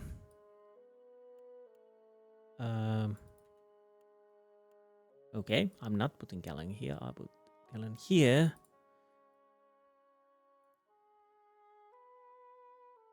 So Chunk obviously has most of the crew. Best hull health, Gallon. Best sail health, Chunk. Hit chance, Chunk.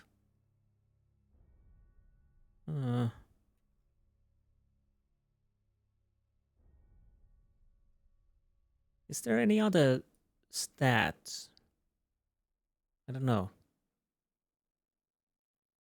But yeah, so we are going to buy a ship. That basically empties our money. But hopefully we can make it on next episode when we're sailing around the Deadfire and check things, steal things, maybe even have ship battles. Also, I have to see if I can sell my other ship. Now let's see how that works. To be honest, I'm fairly certain you can only use the starter ship and work with that. Also, this will be named as a surprise because why not?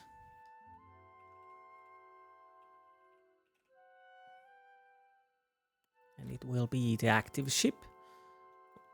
Let's drop everything off. Everything we can.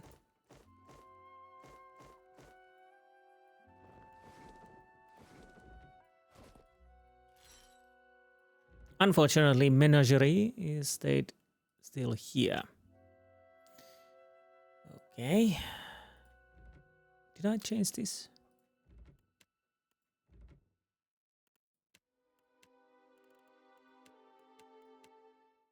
We have cannons. The Watcher of Durwood, yeah. Hull. So only 2 slots over here. Okay. Novice Hellsman.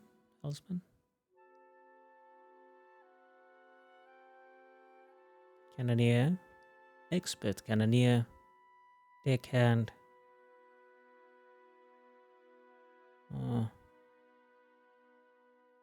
Do we have the best? No, I don't think. You are the better cook, obviously. You could be a helmsman, but...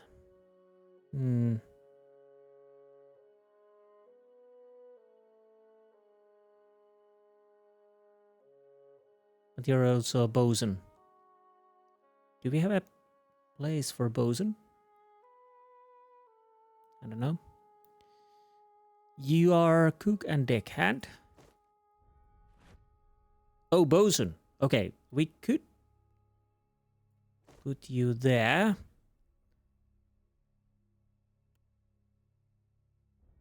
Also, that is a bit better of a... What's our surgeon? Oh, no, is this a surgeon? And this is a cook. Wait, why are you a cook? You were supposed to be a cook, sorry. Navigator. Let's put you guys over here. So you are great deckhand. You're a navigator and deckhand. Just a deckhand. Surgeon deckhand. Cook and deckhand. Cook.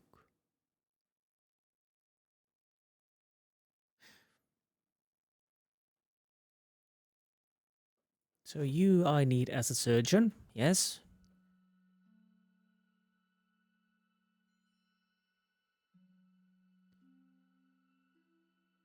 Wait,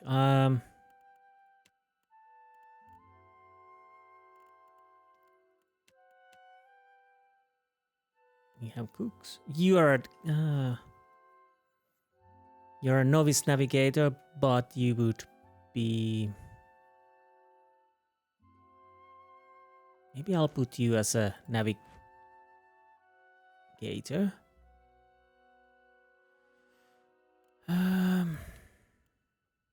As for helmsman, maybe you. Now, how's the deckhand? You would be a great deckhand, and you will be a deckhand. So are you. Now the cannons, we do have cannons. We have 6 Iron Thunderers. 2 Imperial Long Guns and 2 Durwoden Hognose. 2 to 500 meters, 6 to 9. Faster reload time.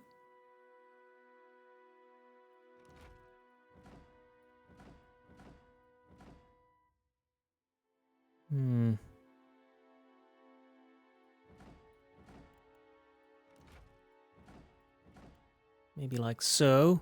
We do need more crew. Can I get more crew from here? By the by. What are the colors I had here? Black and red.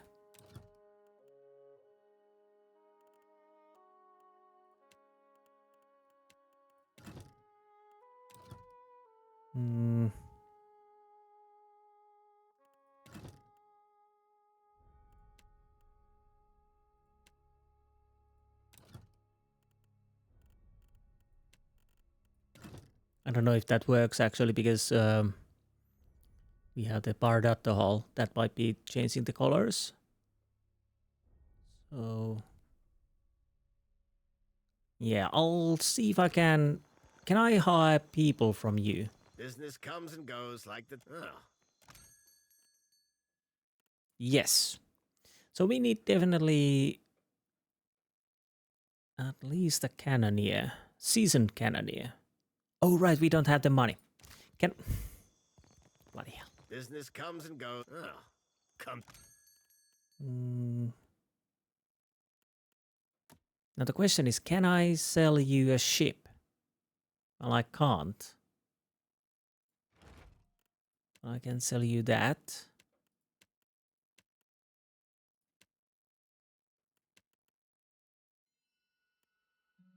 Am I not able to sell you a ship? We could get them quarters and menagerie. But I'll probably get the quarters at least, but at some point. Wormtongue. I'll probably have to check about those. I'll sell the one Imperial long gun. It might be nice, but it's only one, so I'll have to get more.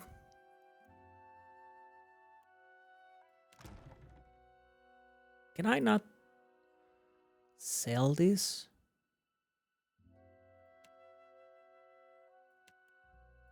I don't think I can.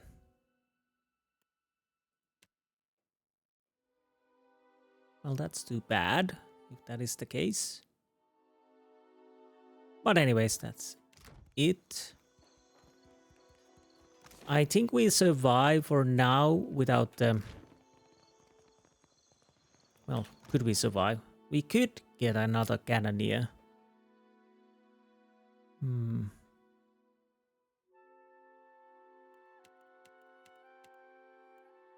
We could put you as a cannoneer for now. So we can use the cannons at least somewhat. You're a novice. You're a novice and you're expert. So maybe we do it like so. Because it doesn't matter if these are firing not that greatly. But what I want to do now is, of course, I want to see the ship. I don't know if this changed here. But we have to check the ship before we end the episode, of course.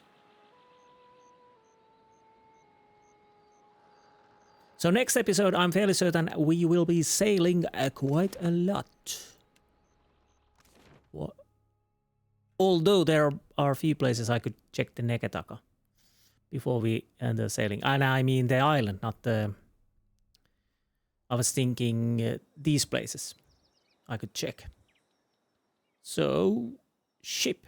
What kind of ship we have now? It might be that I play with the galleon the rest of the game, or maybe not. Oh, lovely.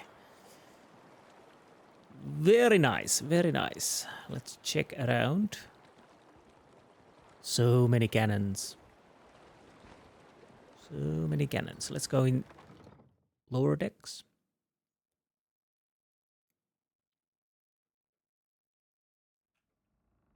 Yeah, we'll have to buy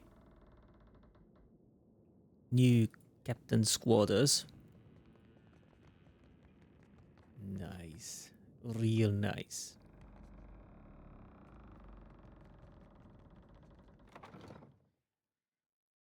Okay.